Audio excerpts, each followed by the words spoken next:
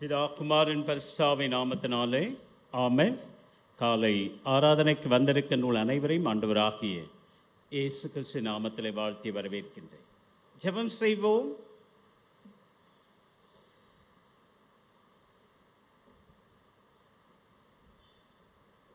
மகா பரிசுத்தம் இருக்கும் நிறைந்த நல்ல ஆண்டவரை, மனமகிழ்ச்சியான இந்த புதிய நாளின் காலை வேளையில் வாரத்தின் முதல் நாளிலே ஆண்டவருடைய திரு சன்னிதானத்தில் ஓடோடி வந்திருக்கின்ற உமது அடியவர்களுக்காக நன்றி செலுத்துகின்றோம். கடந்த காலங்கள் முழுவதும் கண்ணின் மணியைப் போல நீர் பாதுகாத்தை பராமரித்தீர், எல்லா தேவைகளை சந்தித்தீர். உமக்கு நன்றி செலுத்த நாவுகள் போதாதப்பா. இப்பொழுதும் உம்முடைய சன்னிதானத்தில் வந்து கர்த்தருக்கு புதுப்பாட்டை பாடுங்கள் என்று சொல்லி, பூமியின் குடிகளே நீங்கள் எல்லாரும் கர்த்தரை கம்பீரமாய் பாடுங்கள், ஆனந்த சத்தத்தோடு அவர் சன்னதி முன் வாருங்கள், நானே கடவுள் என்று அறியுங்கள் என்று சொல்லி உம்மை அறிந்து கொள்ள, உம்மை ஆண்டவரை உம்முடைய பிரசன்னத்தை நாங்கள் உணர்ந்து கொள்ள, எங்கள் துதி ஸ்தோத்திரங்களையும் விண்ணப்பங்கள் வேண்டுதல்களையும் நீர் அங்கீகரித்து ஆசீர்வதித்து இந்த உலகத்திற்குள்ளே நாங்கள் செல்ல ஆண்டவரை நீர் உதவி செய்யும். இந்த ஆராதனை துவக்கத்திலிருந்து முடிவு பெறுந்த பிரசன்னம் தங்கி இருக்கட்டும்.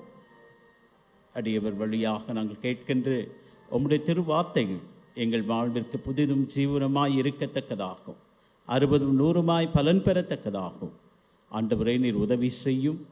உம்முடைய வார்த்தையினாலே மாத்திரமல்ல, நடக்கையினாலேயும் உம்முடைய புகழை நாங்கள் பிரஸ்தாபப்படுத்த தேவரீர் எங்களுக்கு அப்படிப்பட்ட உணர்வினை எங்களுக்கு தாரு. துதி கன மகிமை ஒருவருக்கே செலுத்துகின்றேன்.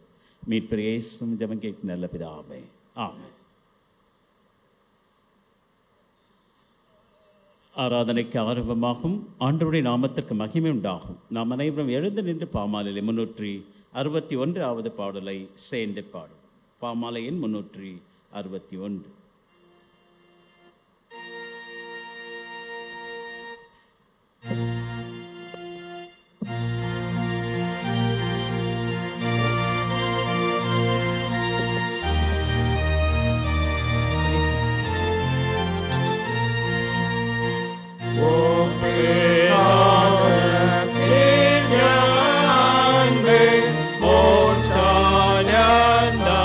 Devare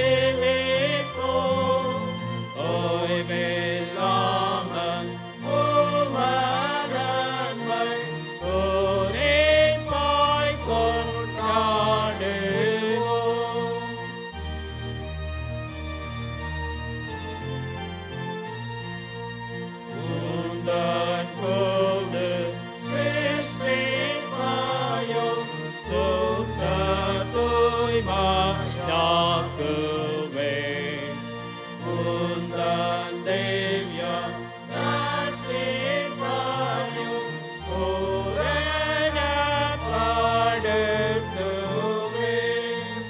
எங்கள் கிரீடம் உம்முன் வைத்து அன்பில் மூழ்கி போற்றியோம். மேன்மை மேலே மேன்மை பெற்று மேனில் வாழ செய்தோம்.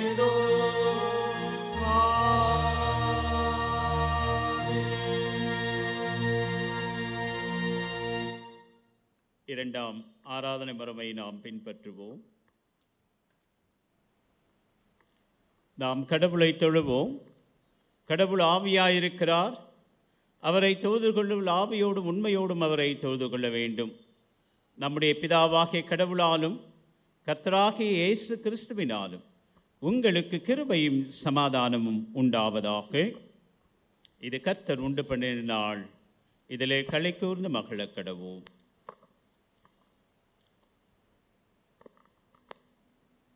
ஆண்டவரே, எங்கள் உதடுகளை திறந்தருளும்.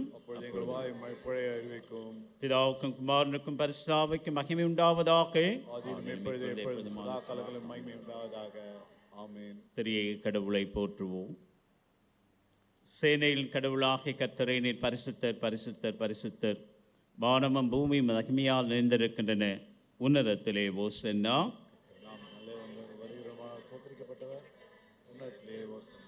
கடவுளே, நீர் பரிசுத்தர்.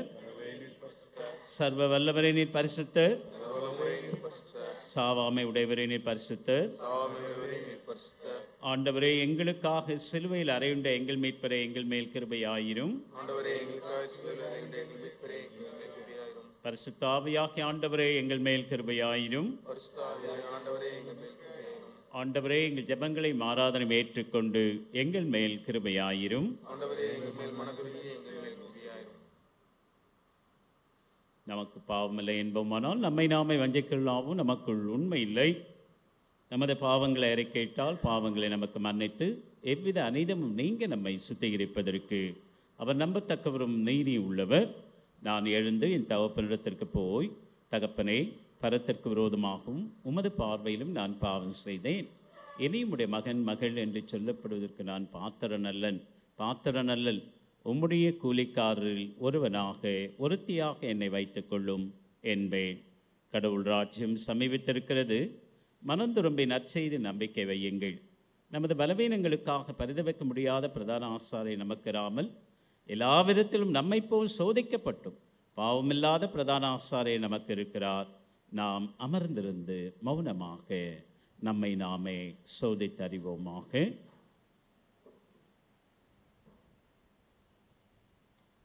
சர்வ வல்லமையுள்ள கடவுளிடத்தில் நாம் நமது பாவங்களை முதலாவது பாவ அறிக்கை ஜெபத்தோடு கூட சேர்ந்து அறிக்கை செய்வோம். சர்வ வல்லமை மிகுந்த இரக்கமுள்ள பிதாவே, தப்பிப்போன ஆடுகளைப் போல நாங்கள் முடிவழிகளை விட்டு வழி அலைந்து போனோம். எங்கள் இதயத்தின் யோசனைகளுக்கும் விருப்பங்களுக்கும் மிக இணங்கி நடந்தோம். இந்த பரிசுத்த கற்பனைகளுக்கு விரோதமாய் குற்றம் செய்தோம். செய்யத்தக்கவளை செய்யாமல் செய்யத்தகாதவரை செய்து வந்தோம். எங்களுக்கு சுகமே இல்லை. ஆனாலும் ஆண்டவரை, தெய்வரீர் எங்கள் ஆண்டவராம் இயேசு கிறிஸ்து மூலமாக மனிதருக்கு அருளி செய்த வாக்குறுதிகளின்படியே நிர்வாகமுள்ள குற்றவாளிகளாக அடியாருக்கு இறங்கும். தப்பிதங்களை அறிக்கையிடுகிற எங்கள் மேல் பொறுமையாயிரும்.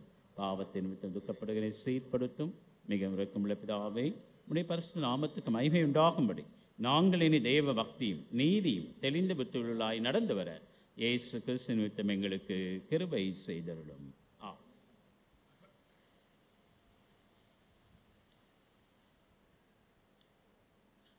சர்வ வல்லமையும் மிகுந்த இரக்கம் உள்ள ஆண்டவர் மன்னிப்பையும் பாவ நிவர்த்தி நமக்கு கட்டளையிட்டருளே வாழ்க்கையை சீர்வதற்கான காலத்தையும் தமது பரிசுத்த ஆவியின் கிருபையும் தேற்றுதலையும் தந்தருள்வாராக.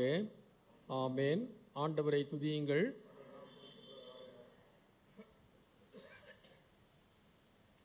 சபையர் அமரவும். திருமுறை பாடங்களை படிக்க கேட்போம்.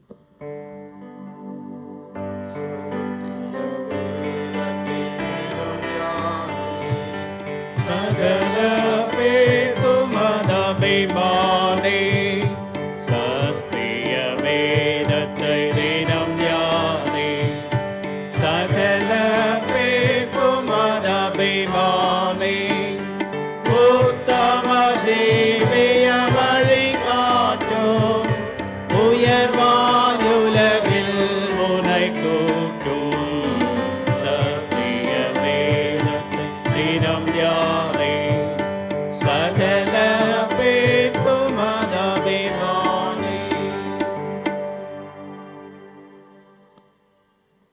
படிக்க தெரிந்து கொள்ளப்பட்ட முதலாம் வேத பாடம் மல்கியா 2ஆம் அதிகாரம் வசனங்கள் 13 முதல் 16 வரை. மல்கியா 2ஆம் அதிகாரம் வசனங்கள் 13 முதல். நீங்கள் 2ஆம் தரமும் இதை செய்து கர்த்தருடைய பீடத்தை கண்ணீரினாலும் அழுகையினாலும் பெருமூச்சினாலும் நிரப்புகிறீர்கள்.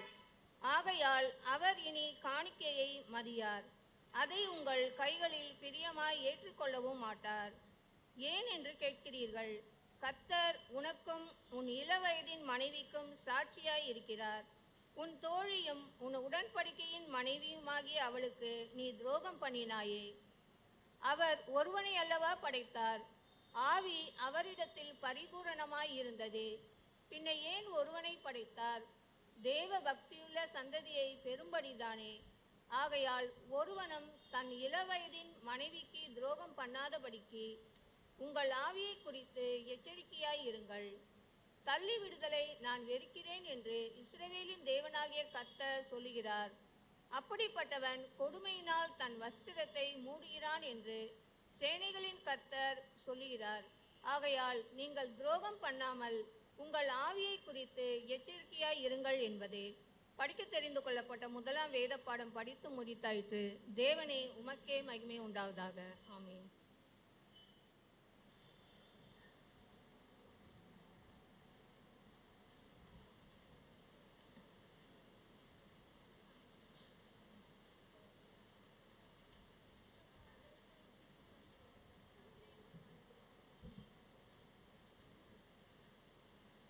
படிக்க தெரிந்து கொள்ளப்பட்ட 2ஆம் வேத பாடம் 1 கொரிந்தியர் 13ஆம் அதிகாரம் 1 முதல் அதிகாரம் முடிய மற்றும் 14ஆம் அதிகாரம் வசனங்கள் 1.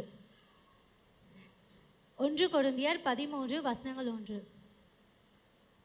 நான் மனுஷர் பாஷைகளையும் தூதர் பாஷைகளையும் பேசினாலும் அன்பு எனக்கு இராவிட்டால் சத்தமிடுகிற வெண்கலம் போலவும் ஓசையிடுகிற கைத்தாளம் போலவும் இருப்பேன். நான் தீர்க்க தரிசன வரத்தை உடையவனாயிருந்து சகல ரகசியங்களையும் சகல அறிவையும் அறிந்தாலும் மலைகளை போர்க்கத்தக்க சகல விசுவாசம் உள்ளவனாயிருந்தாலும் அன்பு எனக்கு இராவிட்டால் நான் ஒன்றுமில்லை. எனக்கு உண்டான யாவற்றையும் நான் அன்னதானம் பண்ணினாலும் என் சரீரத்தை சுட்டெரிக்கப்படுவதற்கு கொடுத்தாலும் அன்பு எனக்கு இராவிட்டால் எனக்கு பிரயோஜனம் ஒன்றுமில்லை. அன்பு நீடிய சாந்தமும் தயவும் உள்ளது. அன்புக்கு பொறாமை இல்லை. அன்பு தன்னை புகழாது, இருமாப்பாயிராது, அயோக்கியமானதை செய்யாது, தற்பொழிவை நாடாது, சினம் அடையாது, தீங்கு நினையாது, அநியாயத்தில் சந்தோஷப்படாமல் சத்தியத்தில் சந்தோஷப்படும், சகலத்தையும் தாங்கும், சகலத்தையும் விசுவாசிக்கும், சகலத்தையும் நம்பும், சகலத்தையும் சகிக்கும். அன்பு ஒரு காலும் ஒழியாது. தீர்க்க தரிசனங்கள் ஆனாலும் ஒழிந்து போம், அந்நிய பாஷைகள் ஆனாலும் ஒழிந்து போம், அறிவானாலும் ஒழிந்து போம். நம்முடைய அறிவு குறைவுள்ளது, நாம் தீர்க்க தரிசனம் சொல்லுதலும் குறைவுள்ளது. நிறைவானது வரும்போது குறைவானது ஒழிந்து போம். நான் குழந்தையாய் இருந்தபோது குழந்தையைப் போல பேசினேன், குழந்தையைப் போல சிந்தித்தேன், குழந்தையைப் போல யோசித்தேன். நான் புருஷனான போதோ குழந்தைக்கேற்றவைகளை ஒழித்து விட்டேன். இப்பொழுது கண்ணாடியிலே நிழலாட்டமாய் பார்க்கிறோம், அப்பொழுது முகமுகமாய் பார்ப்போம். இப்பொழுது நான் குறைந்த அறிவுள்ளவன், அப்பொழுது நான் அறியப்பட்டிருக்கிறபடியே அறிந்து கொள்வேன். இப்பொழுது விசுவாசம், நம்பிக்கை, அன்பு இம்மூன்றும் நிலைத்திருக்கிறது. இவைகளில் அன்பே பெரிது. 14ஆம் அதிகாரம் வசனங்கள் 1. அன்பை நாடுங்கள், ஞானவரங்களையும் விரும்புங்கள், விசேஷமாய் தீர்க்கதரிசன வரத்தை விரும்புங்கள். வாசிக்க தெரிந்து கொள்ளப்பட்ட திருமறை பகுதி வாசித்தாயிற்று.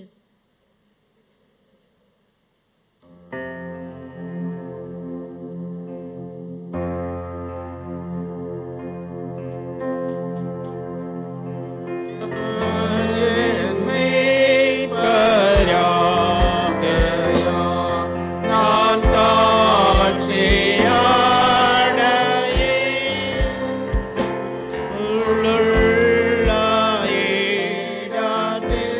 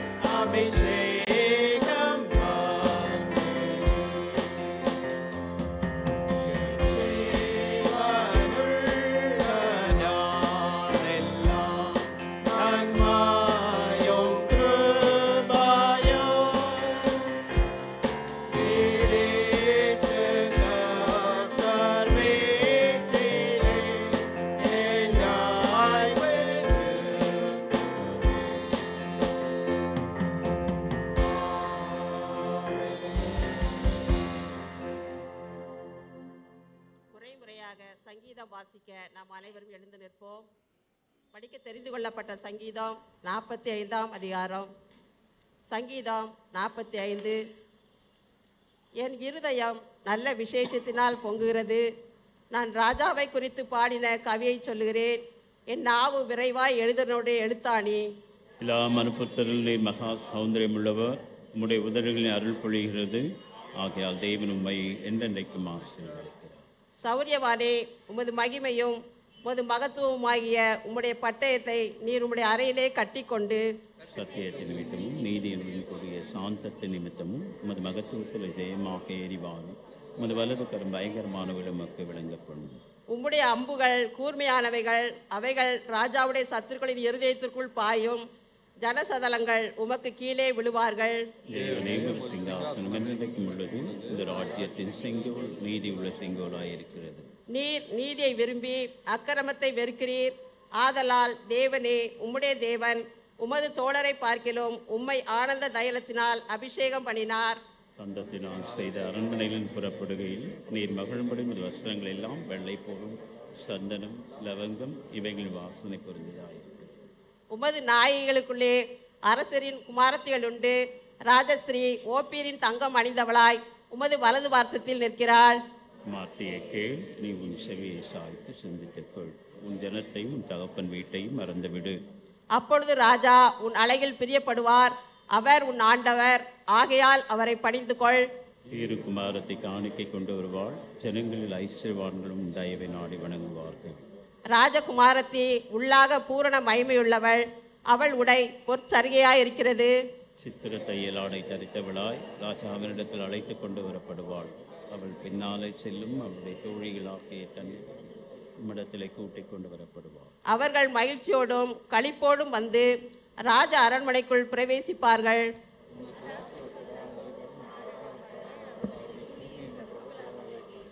நாம் அனைவரும் சேர்ந்து படிப்போம். உமது நாமத்தை எல்லா தலைமுறைகளிலும் பிரஸ்தாபப்படுத்துவேன். இது நிமித்தம் ஜனங்கள் உம்மை என்றென்றைக்கும் உள்ள சதா காலங்களிலும் துதிப்பார்கள். ஆமென்.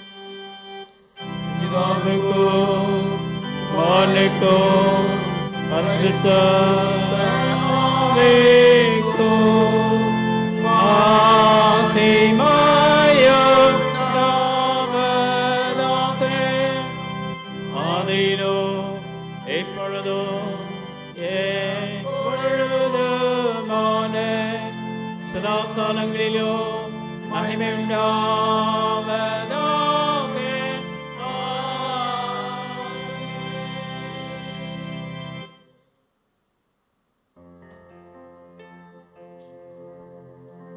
தேனின் மதுரமே திவ்ய அமுதமே, தேனின் மதுரமே திவ்ய கேணல் தெய்வமே, பாக்கிய விரும்பும் தேனே. காதை கேணல் தெய்வமே, பாக்கிய விரும்பும் தேனே. வேத புத்தகமே, வேத புத்தகமே, வேத புத்தகமே, நிலை பெற்ற செல்வம் நீயே. வேத புத்தகமே, நிலை பெற்ற செல்வம் நீயே.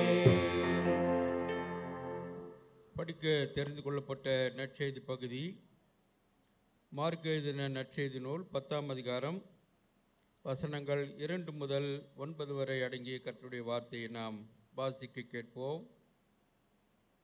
மார்க் 10:2 முதல். அப்பொழுது பரிசேயர் அவரை சோதிக்க வேண்டும் என்று அவரிடத்தில் வந்து, புருஷனானவன் தன் மனைவியை தள்ளிவிடுவது நியாயமா என்று கேட்டார்கள். அவர் பிரதித்திரமாக, மோசே உங்களுக்கு கட்டளையிட்டிருக்கிறது என்ன என்று கேட்டார். அதற்கு அவர்கள், தள்ளுதல் சீட்டை எழுதி கொடுத்து அவளை தள்ளிவிடலாம் என்று மோசே உத்தரவு கொடுத்திருக்கிறார் என்றார்கள். இயேசு அவர்களுக்கு பிரதித்திரமாக, உங்கள் இருதய கடினத்தின் நிமித்தம் இந்த கட்டளையை உங்களுக்கு எழுதி கொடுத்தான். ஆகிலும் ஆதியிலே மனுஷரை சிருஷ்டித்த தேவன் அவர்களை ஆணும் பெண்ணுமாக உண்டாக்கினார். இது நிமித்தம் புருஷனானவன் தன் தகப்பனையும் தாயையும் விட்டு தன் மனைவியோடு சேர்ந்திருப்பான். அவர்கள் இருவரும் ஒரே மாம்சமாயிருப்பார்கள். இவ்விதமாய் அவர்கள் இருவராயிராமல் ஒரே மாம்சமாயிருக்கிறார்கள். ஆகையால் தேவன் நினைத்ததை மனுஷன் பிரிக்காதிருக்க கடவன் என்றார். படிக்க தெரிந்து கொள்ளப்பட்ட நற்செய்தி பகுதி படித்தாய்த்து. கிறிஸ்துவே உமக்கே மகிமை உண்டாவதாக. ஆமென். சபையார் அமரவும். வாலிப பிள்ளைகள் இப்பொழுது சிறப்பு பாடலை பாடுவார்கள்.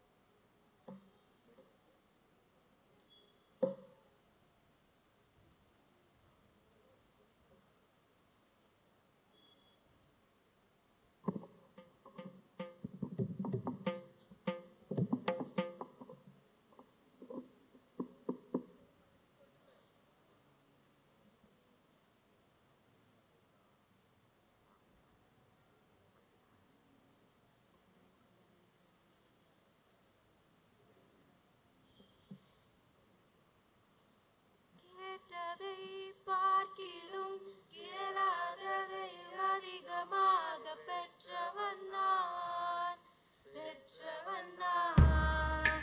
கேட்டதை பார்க்கிலும் கேளாததையும் அதிகமாக பெற்றவன் நான்.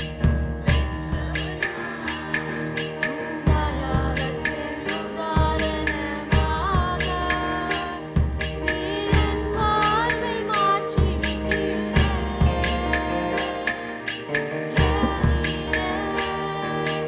போதுமானவரே, தேவையோ அதிகமானவரே.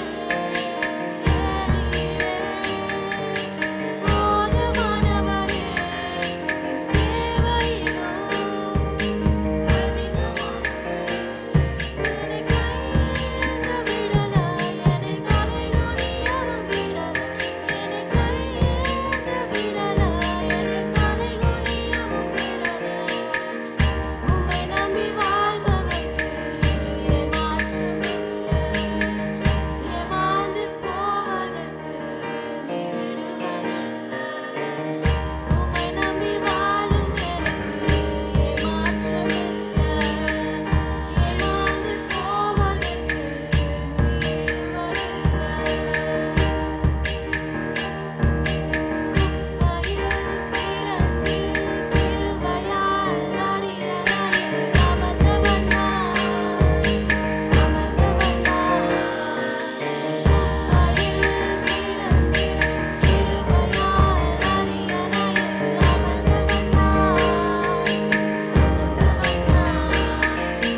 கிருபைக்கு உதாரணமாக நீர் என் வாழ்வை மாற்றிவிட்டீரே.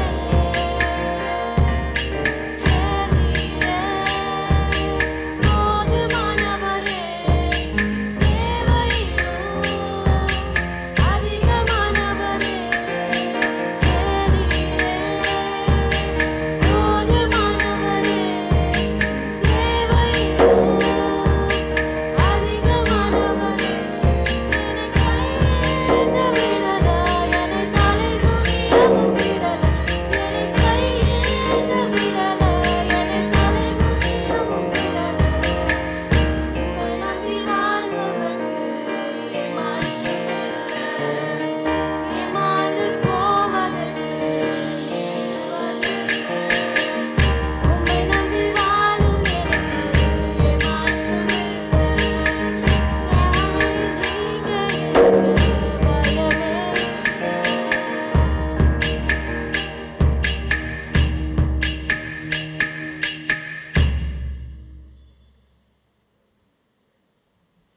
நாம் அனைவரும் எழுந்து நின்று கீர்த்தனை 265வது பாடலை சேர்ந்து பாடும். கீர்த்தனை எண் 265.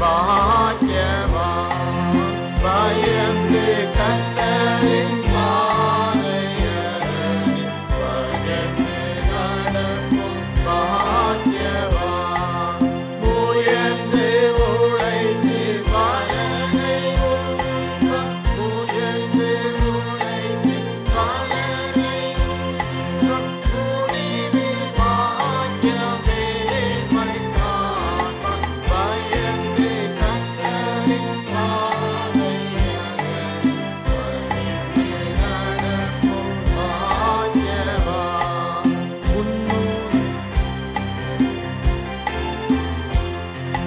முன்னுக கனிய கனிகளை காற்று மொழி போல் வளரும் பெரிய கனிகளை கண்ணீரல் காற்று மொழி போல் வளரும் கண்ணிய மனைவி மகிழ்ந்தேருப்பாள் கண்ணிய மனைவி மகிழ்ந்தேருப்பாள் பின்னரும் நலங்கள் இல்லத்தில் புரிவாள் பயந்து கர்த்தரின் பாதையரணி நடக்கும் பாக்கியவான்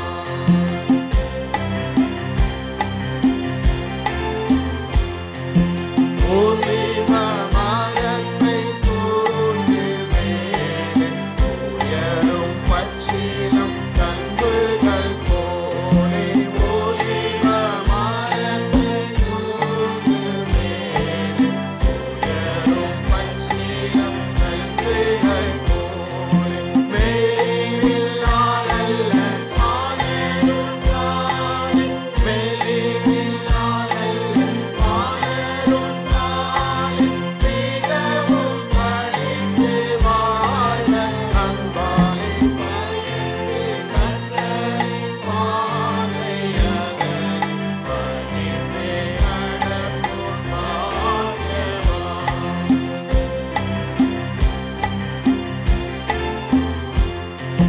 கர்த்தரும் வீட்டை கட்டவில்லை கட்டுவோர் முயற்சி வீணாமறிதை கர்த்தரும் வீட்டை கட்டவில்லை கட்டுவோர் முயற்சி வீணாமறிதை கர்த்தரால் வரும் சுதந்திரம் பிள்ளைகள் கர்த்தரால் வரும் சுதந்திரம் கர்த்தத்தின் கனியும் கர்த்தரின் திருமை பயந்து கர்த்தரின் பாதையரணி பயந்து நடக்கும் பாக்கியவான் பயந்து கர்த்தரின் பாதையரணி பயந்து நடக்கும் பாக்கியவான்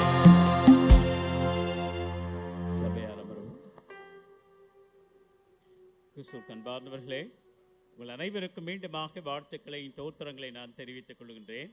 இந்த மனமகிழ்ச்சியான நாளிலும் நம் மத்தியிலே நம்முடைய பேராயத்தினுடைய மூத்த ஆயர் ஐயா திரு மோசஸ் சத்யநாதன் ஐயா அவர்கள் நம் மத்தியிலே இந்த நாளிலே வந்திருக்கின்றார்கள். அவர்களை நம் அனைவரின் சார்பாக வருக வருக என்று வரவேற்று கர்த்தருடைய வார்த்தையை நம்மிடத்தில் பகிர்ந்து கொள்ள அன்போடு நான் கேட்டுக்கொள்கின்றேன். அதற்கு முன்னதாக கடந்த வாரத்திலே நான் மறந்துட்டேன். திடப்படத்தில் பெறுகின்ற பிள்ளைகள் தயவு செய்து முன்னாலே இங்கே ஐயாமார் உட்காந்துட்ருக்காங்க. இந்த 2 பெஞ்சில் பெண் பிள்ளைகள் அம்மாமார் உட்கார்ற பகுதியில், ஆண் பிள்ளைகள் ஐயாமார் உட்கார்ற பகுதியில் வந்து உட்காருங்க பார்ப்போம். வந்திருக்க பிள்ளைங்க, திடப்படத்தில் பெறுகின்ற பிள்ளைகள் இனிமேல் அவர்கள் முதல் ஆசனங்களிலே அமருமாறு பேராயர் கடந்த வாரத்தில் நாங்கள் அவர்களை சந்தித்தோம். அவர்கள் திடப்படுத்தல் பெறுகின்ற பிள்ளைகளை நீங்கள் இப்படி உற்சாகப்படுத்த வேண்டும். திருச்சபையில் என்ன நடைபெறுகின்றது என்பதை அவர்கள் அறிந்து வழிபாட்டை அவர்கள் தொடர்ந்து வழிபாட்டில் முழுமையாய் ஈடுபடுவதற்கான வாய்ப்புகளை உருவாக்கி தாருங்கள் என்று சொல்லி இருக்கின்றார். வாங்க பார்க்கலாம். 32 பேர் பெயர் கொடுத்துருக்காங்க. 32 பேர் இந்த திடப்படுத்தல் பெற இருக்கிறாங்க. அப்போ தான் தெரியும் எத்தனை பேர் நீங்கள் ரெகுலராக சர்வீஸ்க்கு வரீங்கன்றது. வாங்க பார்க்கலாம். ஆங்காங்கே வெளியில் 2 வீலருக்கும் 4 வீலருக்கும் பாதுகாப்பு கொடுத்துட்டு இருக்கிற பிள்ளைங்க தயவு செஞ்சு உள்ள வாங்க.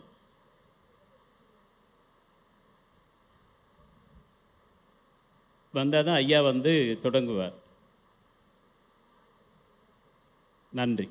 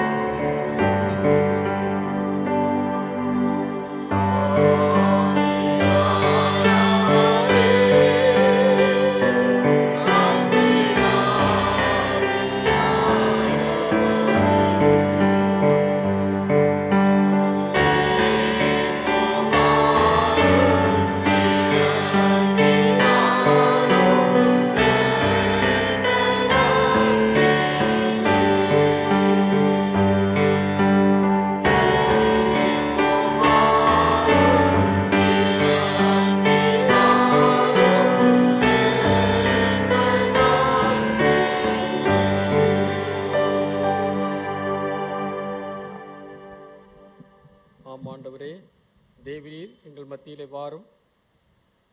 உம்முடைய பிரசன்னத்தை எங்களுக்கு தாரும். உம்முடைய மெல்லிய சத்தத்தை நாங்கள் கேட்க எங்களுக்கு உதவி செய்யும். உம்முடைய வசனத்தின் மூலமாக எங்களோடு நீர் பேசும். மீட்பர் இயேசுவின் நாமத்தில் ஜெபம் நல்ல பிதாவே, ஆமென். கிறிஸ்துவுக்குள் அருமையானவர்களே, உங்கள் அனைவரையும் இயேசு கிறிஸ்துவின் இனிய நாமத்திலே வாழ்த்துகிறேன். ஆண்டவராகிய இயேசு கிறிஸ்துவின் கிருபையும் சமாதானமும் உங்கள் அனைவரோடும் கூட இருப்பதாக. ஆல்மோஸ்ட் ஒரு ஃபுல் டேர்ன் பண்ணாதான் உங்களை எல்லாரையும் பார்க்க முடியுது. அவ்வளவு அழகாக இந்த ஆலயத்தை விரிவடை செய்து வைத்திருக்கிறீர்கள். இந்த நாளிலே உங்களோடு ஆராலில் கலந்து கொள்ளவும், கர்த்தருடைய வார்த்தைகளை உங்களோடு பகிர்ந்து கொள்ளவும் ஆண்டவர் எனக்கு தந்த வாய்ப்புக்காக நன்றி செலுத்துகிறேன். விசேஷமாக அன்பு போதகரையா அவர்களுக்கும் ஐயர்மா அவர்களுக்கும் என்னுடைய வாழ்த்துக்களை தெரிவித்துக் கொள்கிறேன். நமது பேராயத்திலே மிக சிறந்த ஆயர்களிலே ஒருவர் அவர். எனக்கு மிக நெருங்கிய நண்பர். அவர்கள் எங்கிருந்தாலும் என்னை அழைத்து பயன்படுத்துவார்கள். நாங்கள் இருவரும் ஒரே சேகரத்தில், பம்பல் குருசேகரத்தில் 5 வருஷம் அவர்களும் பணியாற்றினார்கள். அவர்களுக்கு முன்னதாக நானும் அங்கே இருந்தேன். நான் அங்கே உட்கார்ந்திருக்கும்போது திடீர்னு அந்த போஸ்டிங், அதாவது ஐயர்மார் பட்டியலை பார்த்தேன். எனக்கு ஆச்சரியமாக இருந்தது. அதாவது இந்த பெரிய பட்டணத்துக்குள்ளே ஒரு முத்தை போன்று இந்த ஆலயத்தை இந்த இடத்திலே பதிவு செய்து வைத்திருக்கிறார் என்றால் அது ஆண்டவருடைய அநாதி தீர்மானம். இல்லை, இவ்வளோ நெருக்கமான வீதிகளின் மத்தியில், ஜனத்தொகையின் மத்தியில் நமக்கென்று இந்த இடத்தை ஆண்டவர் பிரத்யேகப்படுத்தி வைத்திருக்கிறார். ஆண்டவருக்கு நாம் அனைவரும் சேர்ந்து நன்றி செலுத்த கடமைப்பட்டிருக்கிறோம். அதுவும் நீங்கள் ஆராதனை துவங்கி ஒரு 100 ஆண்டு ஆகப் போகிறது. அதாவது இன்னும் ஆலயம் கட்டி 75 ஆண்டுகள் ஆகப் போகிறது சொல்லி, அது 1924 அது முதல் டீக்கன் அவர்கள் இருந்திருக்கிறார்கள். பிற்பாடு பார்க்கும்போது நிறைய அதில் தெரிந்தவர்கள் அநேகர் இருக்கிறார்கள். குறிப்பாக என்னுடைய துணைவியாருக்கு கன்ஃபர்மேஷன் கொடுத்த பிஷப் தேவதாஸ் ஐயா அவருடைய பேர் அங்கே இருக்கிறது. ஸோ இதெல்லாம் பார்க்கும்போது எனக்கு மிகுந்த மகிழ்ச்சியாக இருக்கிறது. ரெவரண்ட் ஜான் வெஸ்லி ஐயா இங்கே இருக்கும்போது மேலே வீடு இருந்தது. நான் வீடு மாத்திரம்தான் பார்த்தேன், கோயிலுக்குள்ளே கூட வந்து பார்க்க எனக்கு முடியவில்லை. இன்றைக்கு ஐயா அவர்கள் எனக்கு இந்த வாய்ப்பை தந்திருக்கிறார்கள். அவர்களுக்கு திரும்பவுமாக நான் நன்றியை தெரிவித்துக் கொள்ளுகிறேன். நான் இந்த பேராயத்திலே சுமார் 42 வருட காலங்கள் போதகராக பணியாற்றி 2014 வருஷம் நுங்கம்பாக்கம் அற்புத சியோன் ஆலயத்திலே இருந்து நான் அங்கிருந்து ஓய்வு பெற்று இப்பொழுது மேடவாக்கம் அருகாமையில் உள்ள சந்தோஷபுரம் என்கின்ற இடத்துல தூய லூக்கா ஆலயம் நமது ஆலயம் இருக்கிறது. அந்த ஆலய வீதியிலே நாங்கள் நானும் எனது துணைவியாரும் தங்கியிருக்கிறோம். எனது மனைவியும் ஒரு போதகர். அவர்கள் இன்றைக்கு தூய லூக்கா ஆலயத்திலே பேசுகிறார்கள். நான் இங்கே வருவதனாலே அவர்களை அழைத்து வர முடியவில்லை. என்னுடைய மகன் ஒரு போதகர். அவர் மதுரை ராமநாதபுரம் பேராயத்திலே போதகராக இருந்து சுமார் 15 வருட காலங்கள் ஊழியர் செய்துவிட்டு அங்கே பிஷப் சேப்பலினாக ஒரு 3 இயர்ஸ் இருந்தார்கள். ஷார்ஜாவிலே ஒரு 3 இயர்ஸ் டெபுட்டேஷன் போனார்கள். அதெல்லாம் முடித்துட்டு 15 வருஷம் முடித்து தனது பணி இன்னொரு சிறப்பான ஒரு அழைப்புக்கு எனக்கு ஆண்டவர் கொடுக்கிறாருன்னு சொல்லி பேராயத்தை வெட்டி வெளியே வந்து ராமேஸ்வரம் ராமநாதபுரம் கிராமங்களிலே அவன் தன்னுடைய திருப்பணியை செய்து கொண்டிருக்கின்றான். அவனுடைய எண்ணம் என்னவென்றால் மாற்றம், முன்னேற்றம், சீடத்துவம் என்கின்ற இந்த 3 கான்செப்டில் டிரான்ஸ்ஃபர்மேஷன், டெவலப்மெண்ட், டிசைபிள்ஷிப் என்கிற இந்த 3 கான்செப்டில் அவன் திருப்பணி ஆற்றி கொண்டிருக்கிறான். இப்பொழுது சுமார் 9 கிராமங்களில் இந்த பணி நடந்து கொண்டிருக்கிறது. தொடர்ந்து அநேக கிராமங்கள் இவர்களை அழைக்கிறார்கள். ஆனால் போதுமான அளவுக்கு ஆள் இல்லாதனாலும் ஃபண்ட்ஸ் இல்லாதனாலேயும் இந்த 9ஓடு இப்பொழுது நிறுத்தி கொள்கிறோம். கடவுள் கிருபையினாலே ஆரம்பிக்கப்பட்ட இந்த ஊழியம் மிக சிறப்பாக, எங்களுடைய நோக்கமெல்லாம் ஒவ்வொருவரும் ஏதாவது ஒரு பணி செய்ய வேண்டும். ஒரு ஸ்கில், அவங்க கையில் ஒரு வேலை இருக்கணும். திடீர்னு குடும்பத்திலே ஒரு கஷ்டம் வருகிறது, அந்த குடும்பத்தை எடுத்து நிறுத்துவதற்கு அந்த குடும்பத்திலே ஒருவர் உருவாக வேண்டும் என்கிறதுனால டெய்லரிங் கற்றுக் கொடுக்குறோம், டெய்லரிங் பணி உருவாக்கி கொடுக்குறோம், பிள்ளைகளுக்கு கம்ப்யூட்டர் கற்றுக் கொடுக்குறோம். இன்னும் ஆரி ஒர்க் பெண்கள் பண்ணுகிறார்கள். நிறைய பணிகள், கடல் சிப்பியிலே அழகழகு ஜாமான்கள் பண்ணுகிறார்கள். விதமாக பல்வேறு வேலைகள். இந்த வருஷம் 2 இயர்ஸ் டிப்ளமா நர்சிங் கோர்ஸ் ஆரம்பித்திருக்கிறோம். ஏனென்றால் இது கவர்மெண்ட் ரெஜிஸ்டர்ட் பாலம் டிரான்ஸ்ஃபர்மேஷன் ஃபவுண்டேஷனுங்கிற கம்பெனி ஆக்டில் இது ரெஜிஸ்டர் பண்ணப்பட்டிருக்கிறது. நிறைய பணிகள் இந்த அமைப்பின் மூலமாக செய்யலாம். யாருடைய தொல்லையும் இருக்காது. நம்ம செய்ய வேண்டியதெல்லாம் இதை விரிவடைய செய்ய வேண்டும். அதற்கு சென்னை பகுதியிலே நான் பணியாற்றினாலே, என் மகனும் பெரம்பூரிலே தான் பிறந்தான். ஆனால் அவனுக்கு அநேகரை தெரியாது. அவன் கல்லூரி படிப்பு முடித்த உடனே தியாலஜிக்கல் ஸ்டடீஸ் போனான். அங்கிருந்து வந்த உடனே போதகராக போய்விட்டான். சென்னையில் அவனுக்கு அறிமுகமானவர்கள் அநேகர் இல்லை. நான் சென்னையில் இருக்கிறதுனாலும் பணி செய்தனாலும் என்னுடைய நண்பர்கள், உறவினர்கள் மற்றும் சபை, நான் பணி செய்த இடங்களில் உள்ள சபை மக்கள் சற்று ஆதரவு கொடுக்கிறார்கள். இந்த ஆதரவோடும் அவனுடைய துணைவியாருடைய ஆதரவோடும் எங்கள் குடும்பத்தின் மக்களுடைய ஆதரவோடும் இந்த ஊழியங்கள் நடந்து கொண்டிருக்கிறது. இந்த ஊழியத்தை குறித்து விரிவாக சொன்னால் 1 மணி நேரம் ஆகும். நான் நிறுத்தி விடுகிறேன். ஒருவேளை யாராவது விரும்பினால் நீங்கள் போதகர் ஐயா இடத்துல என்னுடைய நம்பர் இருக்கும், அவர்கிட்ட கேட்டு நீங்கள், நான் சொல்கிறேன், ஆனால் அது உங்களுக்கு மனசில் நிற்காது. ஐயர் அவரிடத்தில் நீங்கள் கேட்டால் இதை குறித்து விரிவான காரியங்களை நீங்கள் அறிந்து கொள்ள முடியும். என்னுடைய நம்பர் 9840604500 9840604500.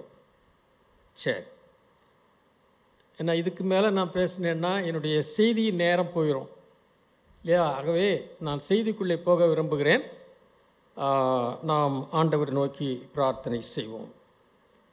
எங்கள் அன்பின் ஆண்டவரே, தொடர்ந்து உடைய பாகத்தில் இருக்கிறோம். எங்களை ஒருமுகப்படுத்தும் இந்த அழகான ஆலயத்தில் உம்முடைய திருமக்களோடு சேர்ந்து உம்முடைய வசனங்களை தியானிக்க கர்த்தர் எனக்கு கொடுத்த வாய்ப்புக்காக ஸ்தோத்திரம்.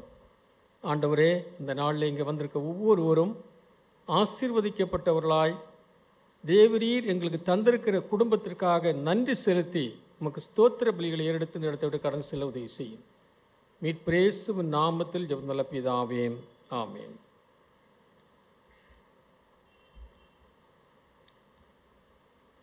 எனக்கு கர்த்தர் தந்திருக்கிற குடும்பம், முதல்ல அந்த கர்த்தருங்கிற வார்த்தையை எடுத்துறேன். என் குடும்பம் கர்த்தர் தந்தது என்று எத்தனை பேர் நம்புகிறோம்? என்ற இன்றைக்கு தலைப்பு திருமணம். எவ்வளோ பேர் நம்ம நம்புகிறோம்? என் குடும்பம் கர்த்தர் தந்தது. அதாவது பாதி வழியில் வந்துட்டோம். இப்போ ஒரு சந்தேகம் வருது நிறைய பேருக்கு. எங்களை 2 பேரையும் கடவுள் தான் இணைத்தாரா? நாங்கள் 2 பேரும் புருஷன் மனைவியும் வாழுறது இது கடவுளுடைய சித்தமா? நிறைய பேர் யோசிப்போம்ல, யோசிக்கிறதே இல்லையா?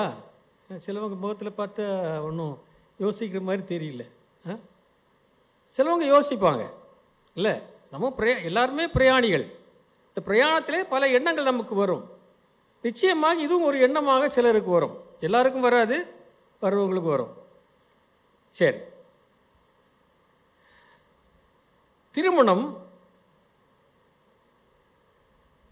திருமணத்தை கனப்படுத்த வேண்டும். ஆனர் மேரேஜ், கடவுளை அதாவது திருமணத்தை கனம் பண்ணுங்கள் என்கிறதை குறிப்பாக கொண்டு தான் நாம் தியானிக்க இருக்கிறோம்.